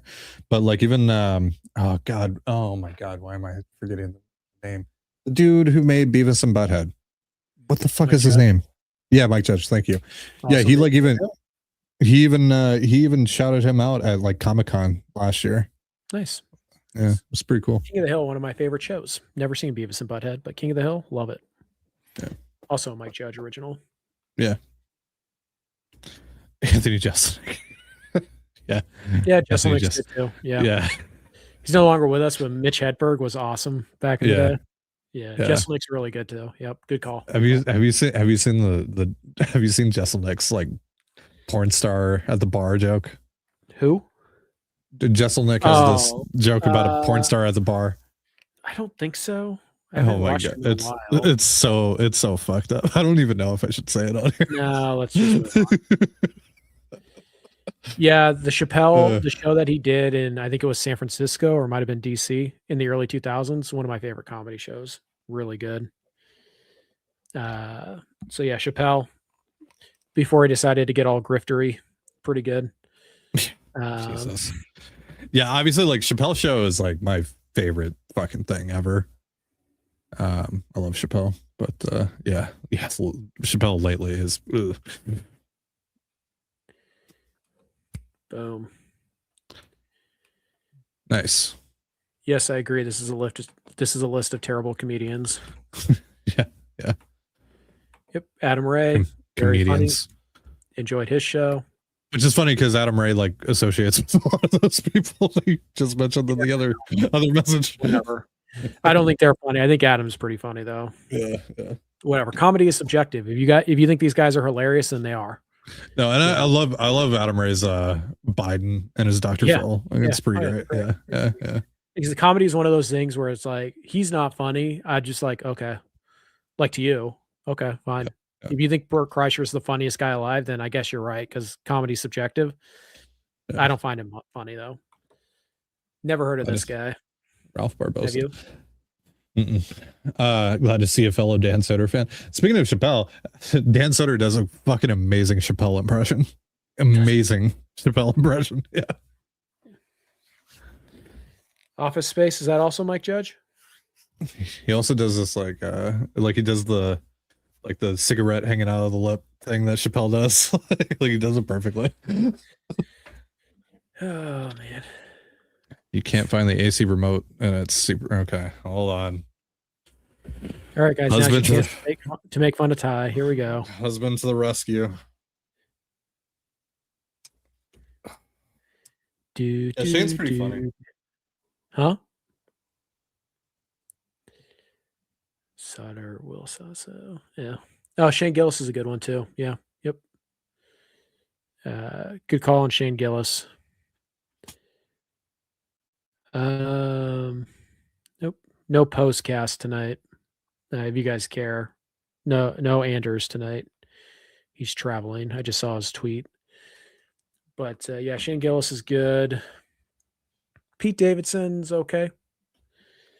But yeah, I'm big Patton Oswalt, Kyle Kinane.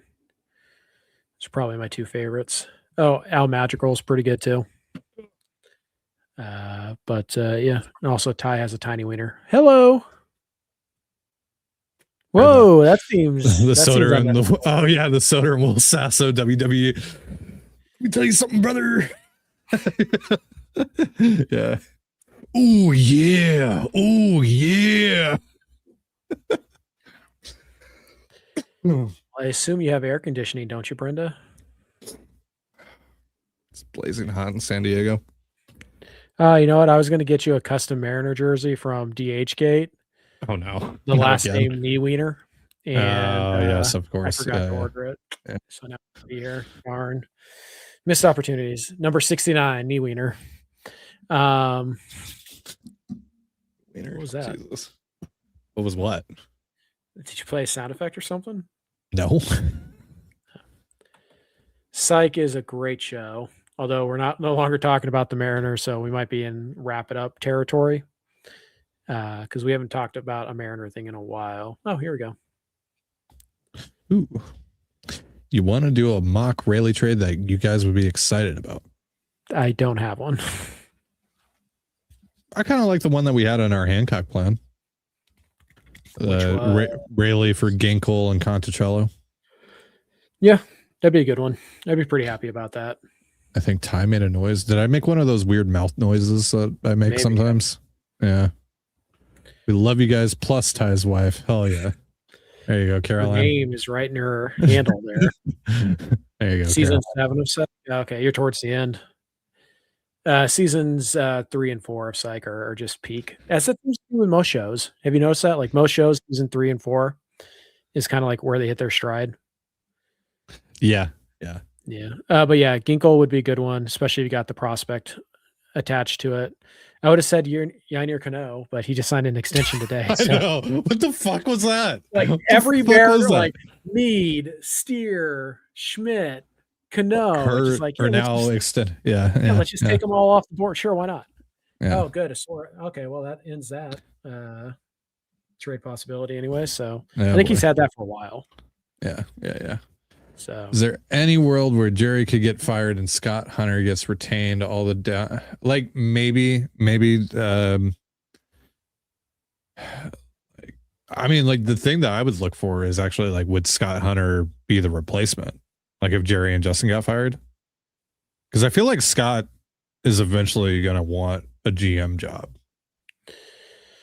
I mean, I don't know. Maybe he really likes his current gig. And he's maybe. great at it. So maybe Yeah. that's his ambition level. But yeah, the scouting director wasn't Jack Sorensic the scouting director before he took the Mariners GM job. Like I think that's a pretty common like In in the Brewer in system. Milwaukee. Yeah. Yeah. I I think that's yeah, a I think pretty so. general bump. So yeah, maybe. Yeah. You might just need to clean house entirely. Also, I'm not 100% sure that if Jerry was fired, that Hollander would also be fired. And Yeah. I think it's also possible that Hollander gets fired and Jerry remain. I don't think they're necessarily a package deal in terms of, moving Yeah. on. I guess the question would be like, if Jerry did get fired, would they have another president of baseball operations, or would they just go back to like, would Kevin Martinez just then be the president of the Mariners, and then I don't know. there would just be a GM instead Maybe of they president just- of business operations, president of Maybe they baseball would operations? maybe they would fire Jerry, promote Hollander to Jerry's job, and then promote Hunter to Hollander's job. I don't know. Yeah. So, but yeah, Yeah. they might just want to clean house, and I think that would be legit, although sad, because obviously the Mariners player development system right now is. I would do everything I could to retain Scott Hunter, but I think ultimately that would be the new GM's. That would be up to him. Why does it feel like I have a scratch on the side of my nose? Anyway. No, I think Colt's going to be the guy until at least JP comes back, unless they surprise us and make like an Otto Lopez trade. I don't think Rivas is long for this roster. No, So- I think he'll get replaced probably by Donovan. They might on just be Tuesday. doing this because they're planning on doing bigger roster moves after the deadline, Yeah, which I think why Rivas you would need is to wait, but whatever. right. You're not worried about Rivas burning an option or him getting playing time or anything like that. He's just a body. Could be as soon as tomorrow. I don't. For all we know, Arroyo gets called up tomorrow when they face Priplup or whatever his name is, Pokemon. Oh, Connor Prelip or whatever. So, Piplup. Yeah, it's Piplup. Piplup. Piplup. Yeah, Whatever. Piplup. Yeah.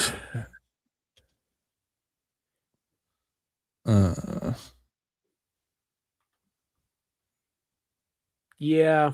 The criticisms of Jerry and Justin are pretty funny considering how far the team went last year on a roster that they built 100%. Like every player on that roster was acquired by them. Mhm. So I get it. People are frustrated. So I'm not surprised to see comments like that. But Well, it's also like this is now the third time in 5 years that a season like this has happened. sure, but they made the playoffs in 2 of the 4, and they might make it for 3 of the 5. They still have a possibility to do that. The one thing that I see a lot that I don't like, 2 playoff appearances in 11 years. It's like that's not a fair way to look at it at all. Well, yeah, because it's like the first half they First 3 years. he inherited Jack's mess, and then they rebuilt. So like obviously they First weren't going 5 to make the years. playoffs. Yeah. Yeah, The first 5 years where you can't I- rebuild, try and make the best of this, followed by now rebuild. and yeah. build I us a really, roster. I really judge them off of what they've done since coming 2022. out of the since coming out of the rebuild, and like. Yeah, there's issues that I mean, like this year I have a lot of operational issues Yeah. with the front office. I just don't know Um, if they necessitate firing the front office rather than just tweaking. I something, would put it like this: if they did get fired, I wouldn't like be broken up about it. Okay, I understand it. Yeah, I would still very fondly though, yeah, the Jerry Dipoto era was a success. Because the rebuild, they did a really nice job. And again, 2018, not really his team, 10 toes down. 2023, yep, swing and a miss. But that happens.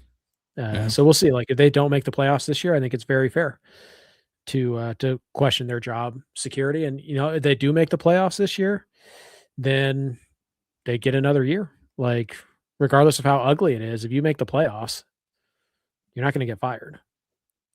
So we'll see how they go. But yeah, 2018.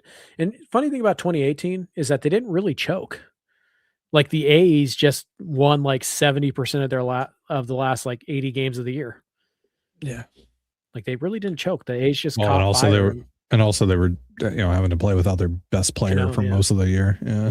So 2018, not really a choke job. 2023, I don't remember this season all that well. And also it was, keep in mind, it was also a big time trade that they made that kind of helped, keep them afloat there with Span and Colome. Yeah. 18, One so. of Jerry's best. What do you Yeah. think the 5 best Jerry Dipoto trades are? Like if this is his last deadline with the Mariners, like it's a good time. What are the 5 best Jerry trades? Castillo. Yeah. See, now this is interesting because you could do process, at which point the Edwin Diaz trade comes into Yeah. mind. But I think- obviously Kelnick and Dunn didn't work. So Yeah, I think I think that one still has to be in contention. The one that's like really yeah, I was interesting gonna say, it's is got to be France and Munoz. That's number one. It yeah, has to be. and then Brash for Taylor Williams. I almost look at those as the same trade. But yeah. The original Gino trade was a good one. Yeah. Yeah. The interesting one though, because I would understand it from both ways, is the Ketel Marte, Gene Segura, Mitch Haniger trade. Yep. Because like you got the immediate impact, Mhm. but the Diamondbacks got the best player in the end. Kind of after his club control had expired. Yeah. Like people make the mistake of tacking on the contract extensions that Marte signed. Be like, oh, look, Jerry gave up this all-star player. It's like, no, he didn't. he gave up a solid prospect at the time, and he developed into it. But they're like, look at what he did over his 9 years. And it's like, okay, but Jerry only traded the first 5 years of Marte. I think when you factor in. Sorry, Lions makes a great point here. Dom for Seawald, that's starting to work. I don't know if we're there quite yet, top 5, but definitely it's starting to make it. Yeah. Anyway, sorry to interrupt. What were you saying? No, I was just saying the Marte trade is also because you got 6 years of Haniger, and then you got 2 years of All-Star Gene Segura, and then you flipped him for 7 years now of JP Crawford. Yeah. So you traded Ketel Marte for 6 years of Haniger, 7 years of JP Crawford, and 2 years of Gene Segura in a very real way. Mm. Like that trade probably should be top 5. I think the Munoz France for Nola, that was just, I don't know what Preller was thinking, but even though they got 2 good years out of France in that trade, they've gotten Munoz's entire career, essentially. Then they got Taylor Trammell and Luis Torrens for Austin Nola, who's now their bullpen coach. Yeah. So, the Randy trade's up there. Yeah. I think definitely top 5 though. I mean, Naylor trade needs to be up there just because of how impactful Naylor was over those final 2 months. Honestly, the second Geno trade could be up there too. But the first Geno trade probably belongs in the conversation. So like definitely in the top 5, like find a way to put this in the top 5 is the Padres trade. Yep.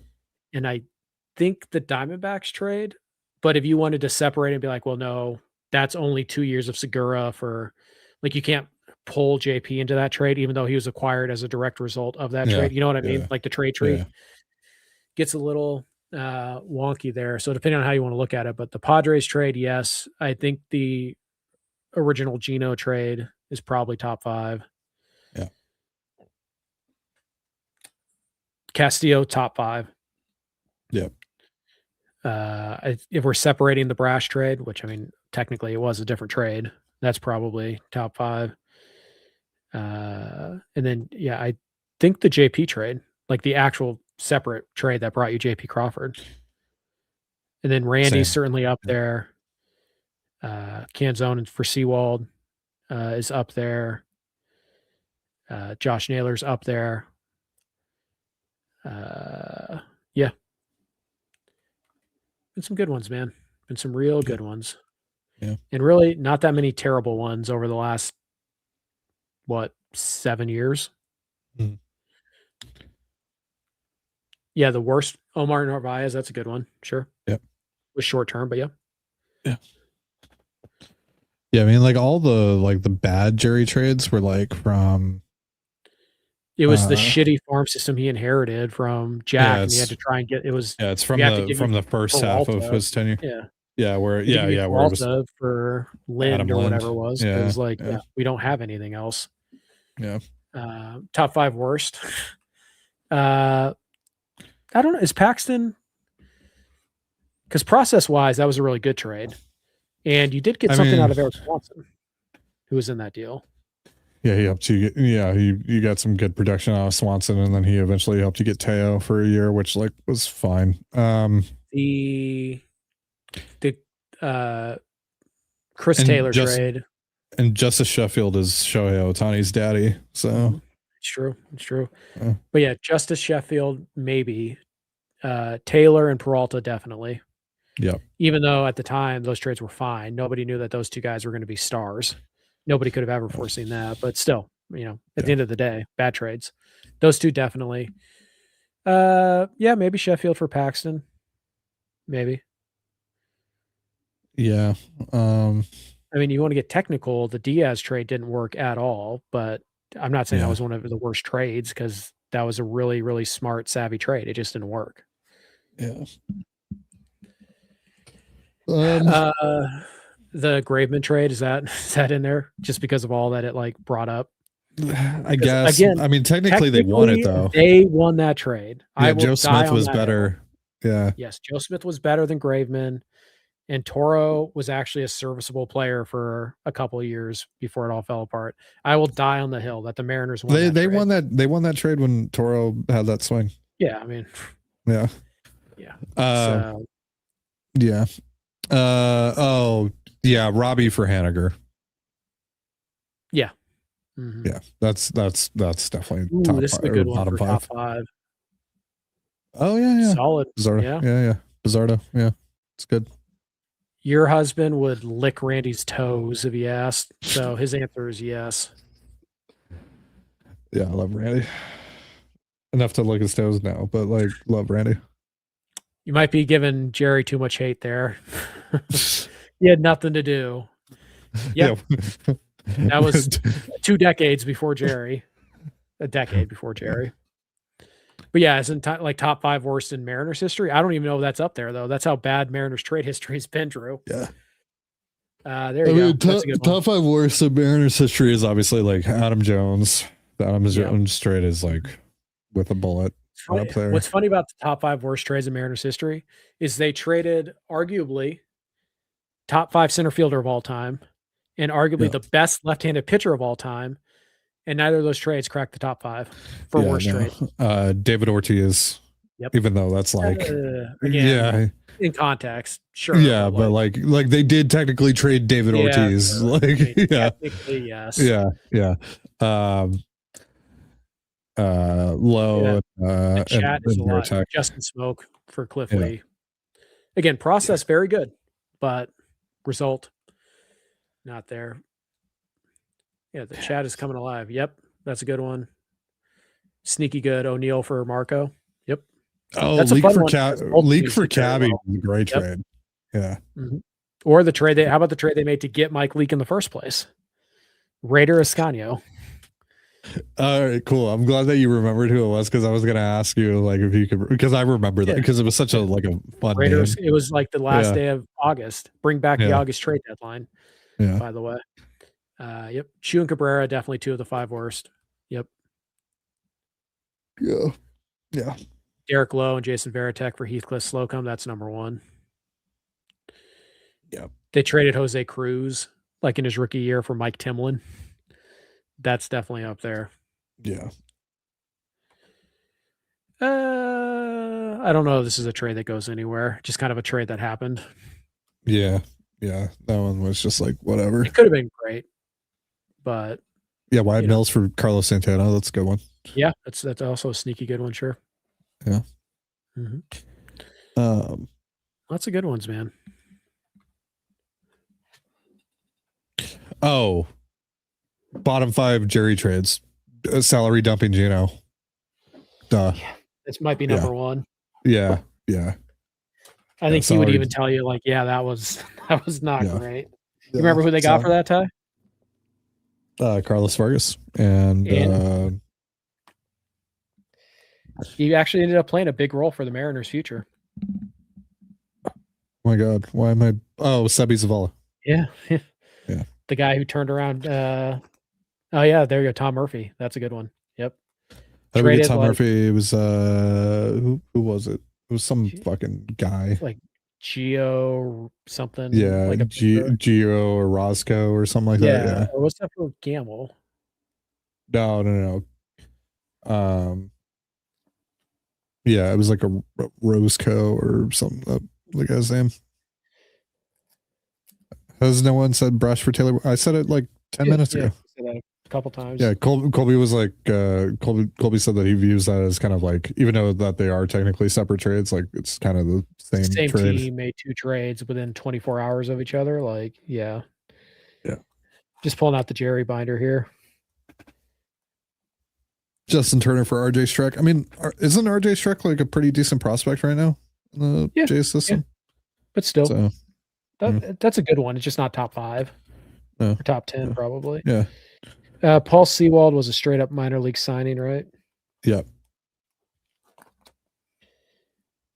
Hey Ty, remember when Ken Giles was a Mariner? Oh, yep, I do. Unfortunately, and I'm like, oh yeah, they signed Ken Giles. We had to wait a whole year to watch him pitch for the Mariners too. Yeah, you're like 3 innings. Yeah. Yeah, the Diego Castillo trade. Yep. What was that? That was Shenton, right? Straight up. Shenton, yeah, and anyone else? Someone else involved in that? I think it was just Shenton. Is there anyone you want the Mariners to trade for? Asked Caroline. You don't have that much time left. Shohei Ohtani. Yordan Alvarez. Good baseball players. So that's who I want them to trade for. I'd really like Otto Lopez to answer the question earnestly.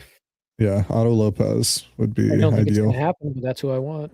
Nope. Ryan Waldschmidt is also would really like. Yeah, or Heriberto Hernandez. Oh, you know what? Another sneaky or good Xavier one. Edwards. Not top 5 or anything, but sneaky good one. How about Trent Thornton for Mason McCoy? Yeah. That was a good one. Yeah. Solid, yeah. Just going through this list, see if there's any. There's the Mike Ford for trade. cash. Fraley and Smith for Zunino. Yep. Luke Ray. Fraley and Smith for Zunino is probably like it's a fringe bottom 5 trade because Zunino went on to be an all-star for the Rays. It's really tough when you do the rebuild year trades, where to stack them, because so much of the rebuild trades are based on the process behind them more so than the results, because you are taking bigger risk when you trade for prospects because they're unproven. Yes. So when you rebuild, you kind of have to, it's tough for me to grade those with hindsight. I remember at the time I liked that trade, and Fraley was a pretty good player for you for a couple of years. Just Malik Smith sucked, unfortunately. So just kind of, how about, Nick Vincent for cash is a good one. What about Jorge Polanco? How would you grade that trade? One really good year, but that was it wasn't because of the trade. Yeah, we don't factor in the. So I think I don't know if it's bottom 5, but I don't think it's a good one. I think the only thing that you could attribute to the trade, with regards to 2025, is like it made it likelier that you could bring him back because you were familiar with him and he was familiar with you. Yeah. So, but again, I only factor in the actual years of club control when I grade trades in retrospect. That's the only fair way to do it. So yeah, if we're just strictly talking about the trade that brought you 2024 Jorge Polanco, then like pretty mid. Ty, give me a player that Jerry Dipoto has acquired. I'll tell you if I have him in the binder. If you guys don't know, this is a binder that is filled with a card of Jerry Dipoto acquisitions, and it's about 80% full. So if he acquired him via trade or waivers or minor league, if he's played in the big leagues and Jerry Dipoto signed or traded for him, he's in the binder. And I also have a separate binder for draft picks of the Jerry era too. All right, Richie Schaefer. Ooh, okay. That was pretty early, wasn't it? It was fairly early. 2017? Yeah, around then. How about Leonis Martin? That's a good trade. Yeah, that was a good trade. Good early Jerry trade. And then they shit on Tom Wilhelmsen the first time they saw him. Yeah. Brought him back eventually. Yeah, and then he threw at was Iannetta? That's where we saw Scott almost get to the first ball. Yeah. Richie Schaefer. It would help if I had a year on him. I think that was 17. That's what I was kind of thinking. 16 or 17. Remember they got him and they got a couple of other guys. Yep, right here. Richie Schaefer autographed. Okay. Sandwich between James Pazos and Taylor Motter. I think Motter was also in the deal with Schaefer. Yeah, Colby and Aaron Goldsmith said it's LaCame. I don't know what LaCame means. LaCame. Icane.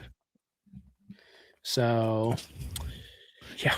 Justin Topa. Yeah, that's a pretty good one. Oh yeah, Captain Slapdick. Yeah, that worked out. Slapped in America.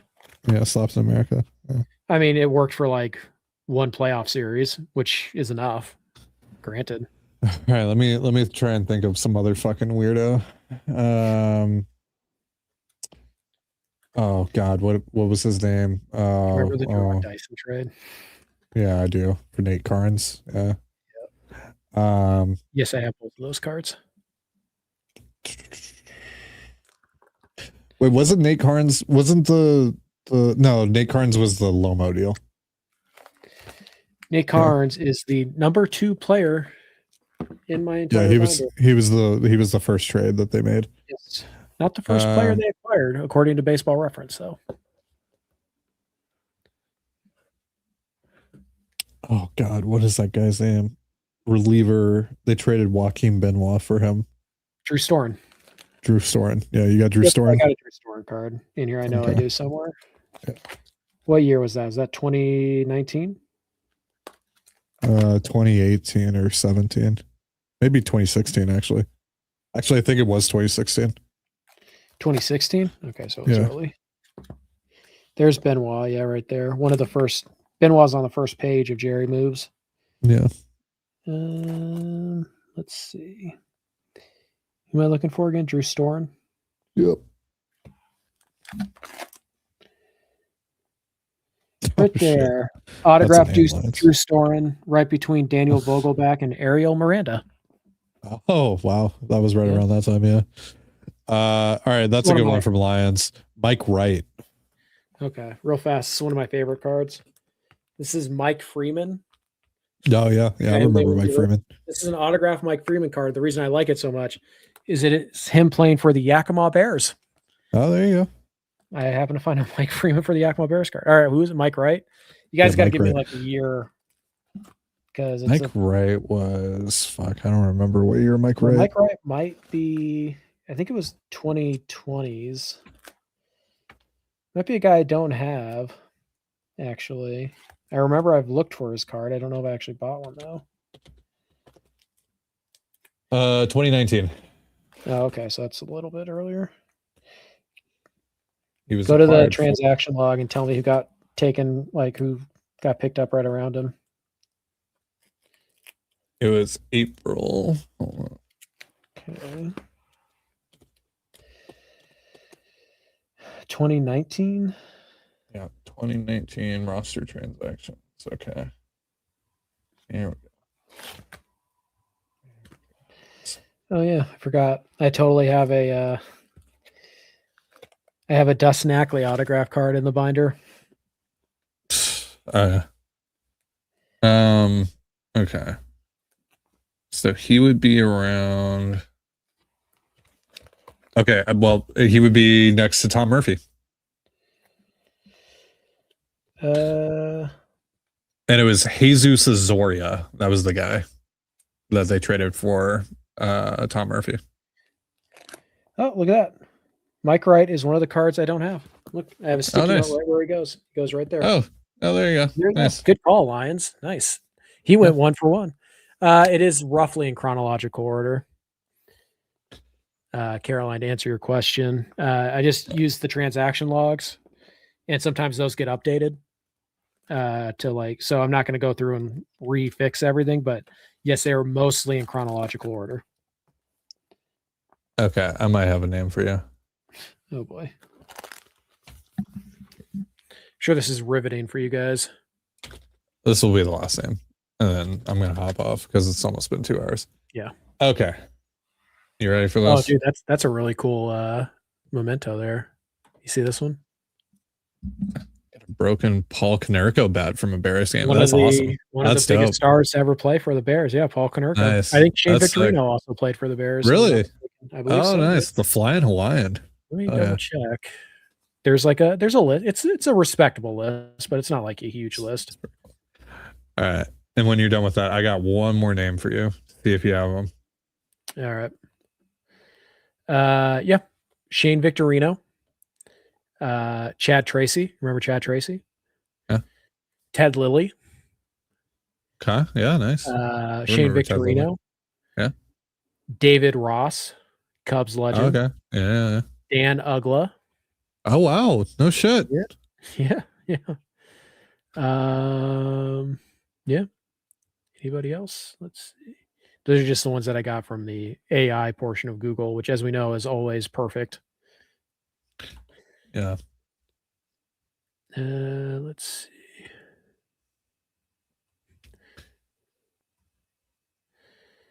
Ted Lilly. Corey Horton reveals details on last year's season-ending injury.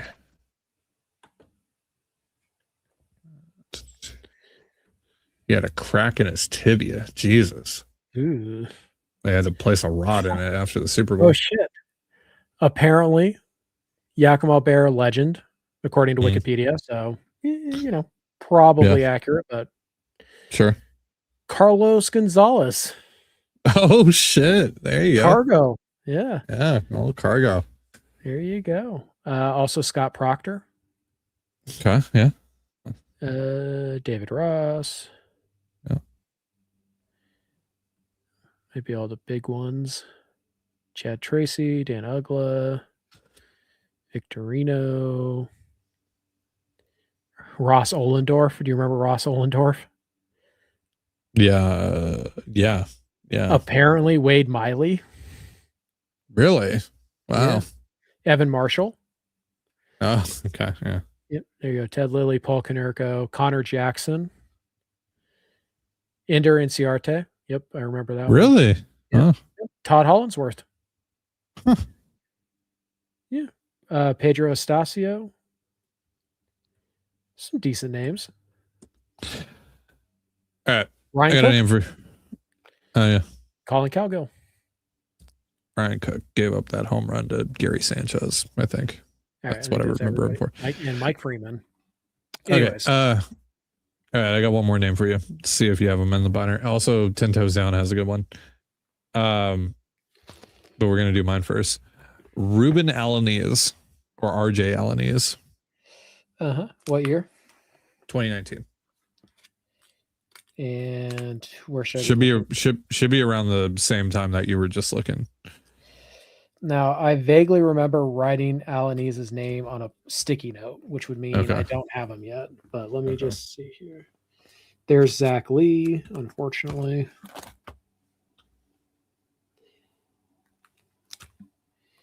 Said roughly the same time. Yeah. There's Max Posey.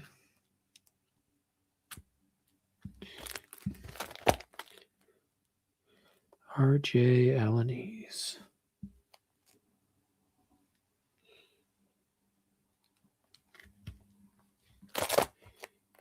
Josh Judy. You say this was early 2019 or early 2019? Yeah, around the Murphy. I think it was before Murphy, actually. Let's see here. Murphy. Right.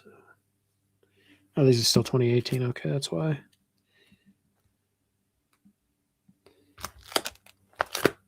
There's the Devin Sweet. Nope, right here. RJ Alanis, right by. Ah, there you go. Right there. Right by good old Timmy Lopes. Old Timmy Lopes, yeah. And just ahead of Justice Sheffield. Also, right next to good old Dylan Moore.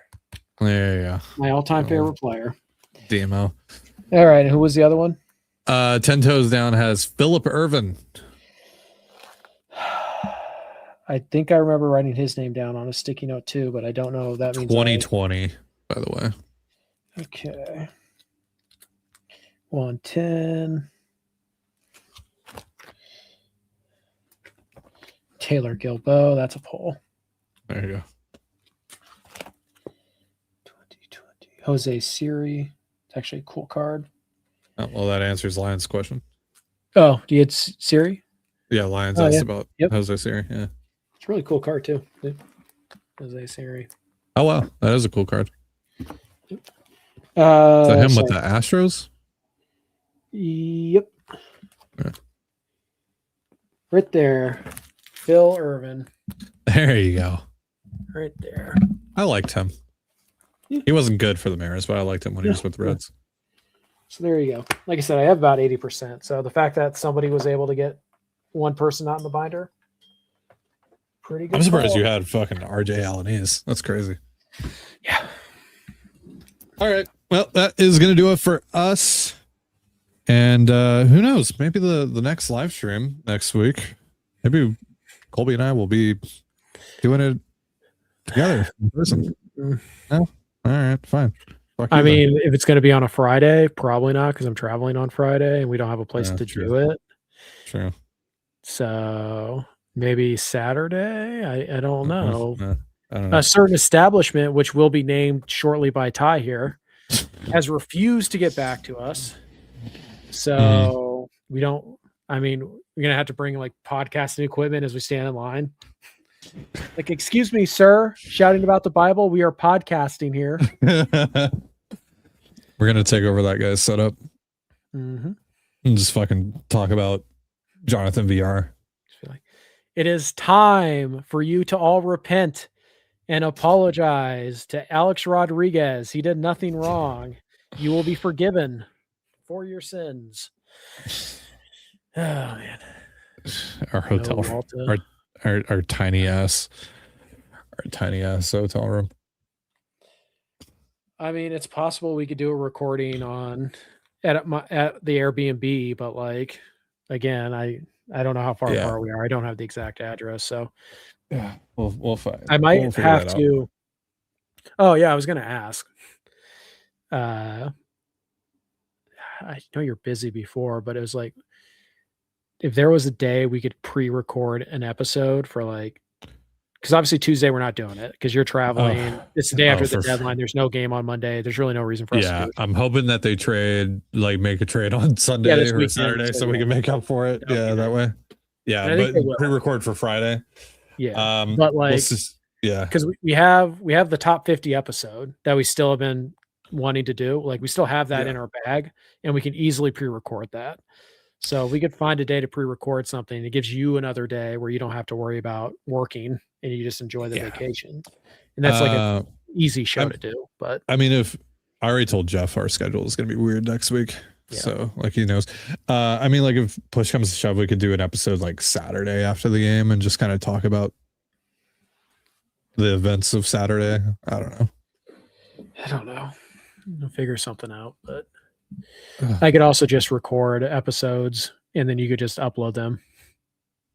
That's right, Caroline. Ignore the keyboard assholes. See, at first I thought Brenda was saying that to Caroline. Like, ignore the keyboard, comma, asshole. Whoa, we got to kick somebody. Whoa. Anyways, that was almost 2 hours. I think we peaked at like 53. Viewers. So successful. Did we get any extra subscribers out of it? Drum roll, please. No. Which there. If you like this, if you're not subscribed to the Patreon, which if you're not, what the fuck are you doing? Get on that. Patreon.com/control the zone. Check it out. You get access to more live streams like this. You get access to another bonus episode from Colby and I. You can, depending on what tier you sign up for, you can also get access to bonus shows from Colby himself.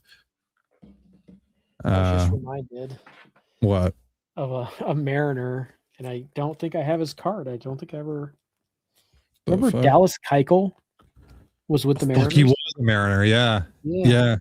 Well, he wasn't a Mariner; he was a Rainier, but yeah. Sure, but Dallas Keuchel. Do I have his card? He was Yep, right there, Dallas Keuchel. Boom, got him. Wait, do you have a Jason Worth? Yeah. Oh yeah. Do you have a Carlos Quentin? Let's see. Jason Worth and Carlos Quentin. What year exactly was Worth? He's 2019. I don't know. Yeah, somewhere around there. I assume you have a Cargo. Yeah. Yep. I know I have a Cargo. I'm pretty sure I have a Worth. And who was the other one? Carlos Quentin. There's my Daeho Lee. Michael said he subscribed. Let's go, Michael. Oh yeah. Let's fucking go. The worst decision you've ever made. Thank you. You're gonna have to give me a year here. It's gonna take me forever to go through these. I want to guess 2017, but here I'll look it up. Carlos Quentin. Fuck, it was 2015. Wow. Oh, so no, I don't have him. Yeah. What was the other one real fast? Never mind on that. That's not even a Jerry thing. What was the other? What? Jason Worth, right? Jason Worth, yeah. Yep, right here. I just found him. Right next to David McKay. Jason Worth. So, Thank you, Brenda. Go M's. Have a great weekend. And, don't worry, Caroline. There's bound to be 1 or 2 vegan places in Seattle, and maybe even a sushi place. Not really known for the Asian culture, but they do. Right. Yeah. I think it'll Ty, be the U.S. version of Toronto. You are. Yeah. You are what, 4 days away from getting your hand on some dicks and just shoving it right down your throat. Yeah. Dude, you must be so excited to have that sweet release of the dicks in your mouth. I can't wait to have dicks in my mouth. It's gonna be awesome. Why won't they sponsor us? Sponsor us, dicks. Yeah, I'm gonna go yell at a I will minimum have a wage hat. employee. Oh, they're not. They're making $25 an hour. Oh, so yeah. they're fine. Okay, then it's okay for me to yell at them to sponsor us. I want to have a hat in the same colors as Dick's Drive-In, and it just says "I Heart Dicks." I will wear that in every podcast episode for a year if you guys sponsor us. I told my mom about that, and she's like, "Oh, that's just filthy." Yeah, it's like, oh. I was like I'm trying to not make going to money. do it on the free show, but yeah, it's no yeah. joke here. All right, yeah. But yeah, shut the fuck up.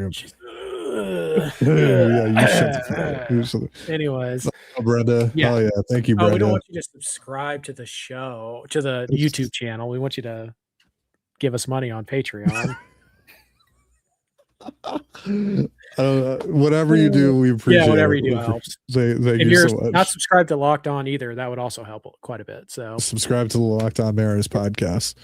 Thank you, Brenda. Thank you guys so much. Really appreciate it.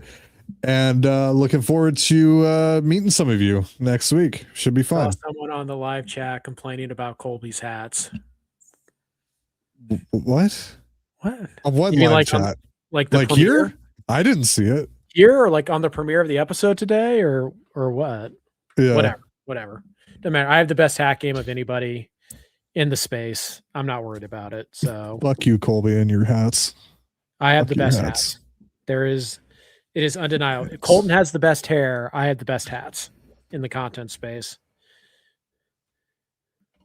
No, Yes. I have the best Lyle hats. has the best quads. I don't know. Lyle's a pretty skinny dude, so probably not quads, but like What do I have the best of? wife. Hell yeah, that's right. That's correct. You're That was correct. well, I don't want to disrespect Jake's misses, so not hair. Not It's beard. definitely not hair. It's definitely not No. hair. No, Colton has hair locked down. Yeah. Jake's beard is better than yours. All Best glasses? right, fine. I'll take the glasses. Wait, who else wears glasses in the I space? don't think anybody. That's the point.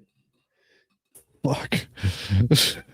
I'm taking best wife Brenda, you because that haven't is even true. seen- I do you've have only the best seen, like, wife. 6 of my hats. I have probably 100. Was the person mad that like you were wearing a Marlins hat? Was that what it was? Yeah, Caroline, I used to have good hair too. Uh, Unfortunately for both Ty and I, we're just taller than our hair now. So, yeah. how tall are you again? Like 5'11", 6 foot, like right on that Okay. borderline. It's Yeah. like if I wear shoes, I might be 6 foot. If I don't, I'm like 5'11" and a quarter or something like that. Best 3/4. podcast voice. Thank you. No, absolutely not. Absolutely. Absolutely, I do. Absolutely not. No. Absolutely, I do. Best Best lip. lips. Okay, we're outta here.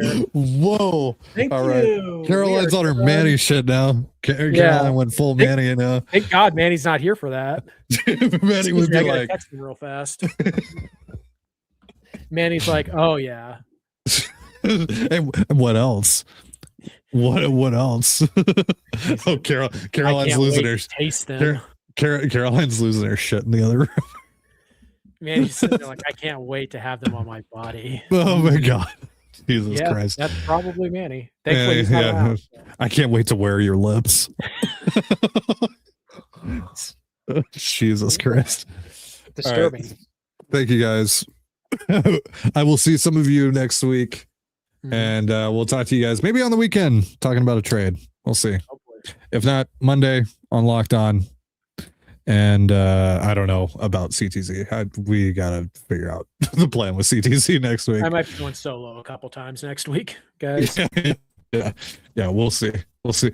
What the fuck, Carol? All right, that's it. That's gonna do it for us. Thank you so much for joining us here on CTZ. What the fuck? Goodbye.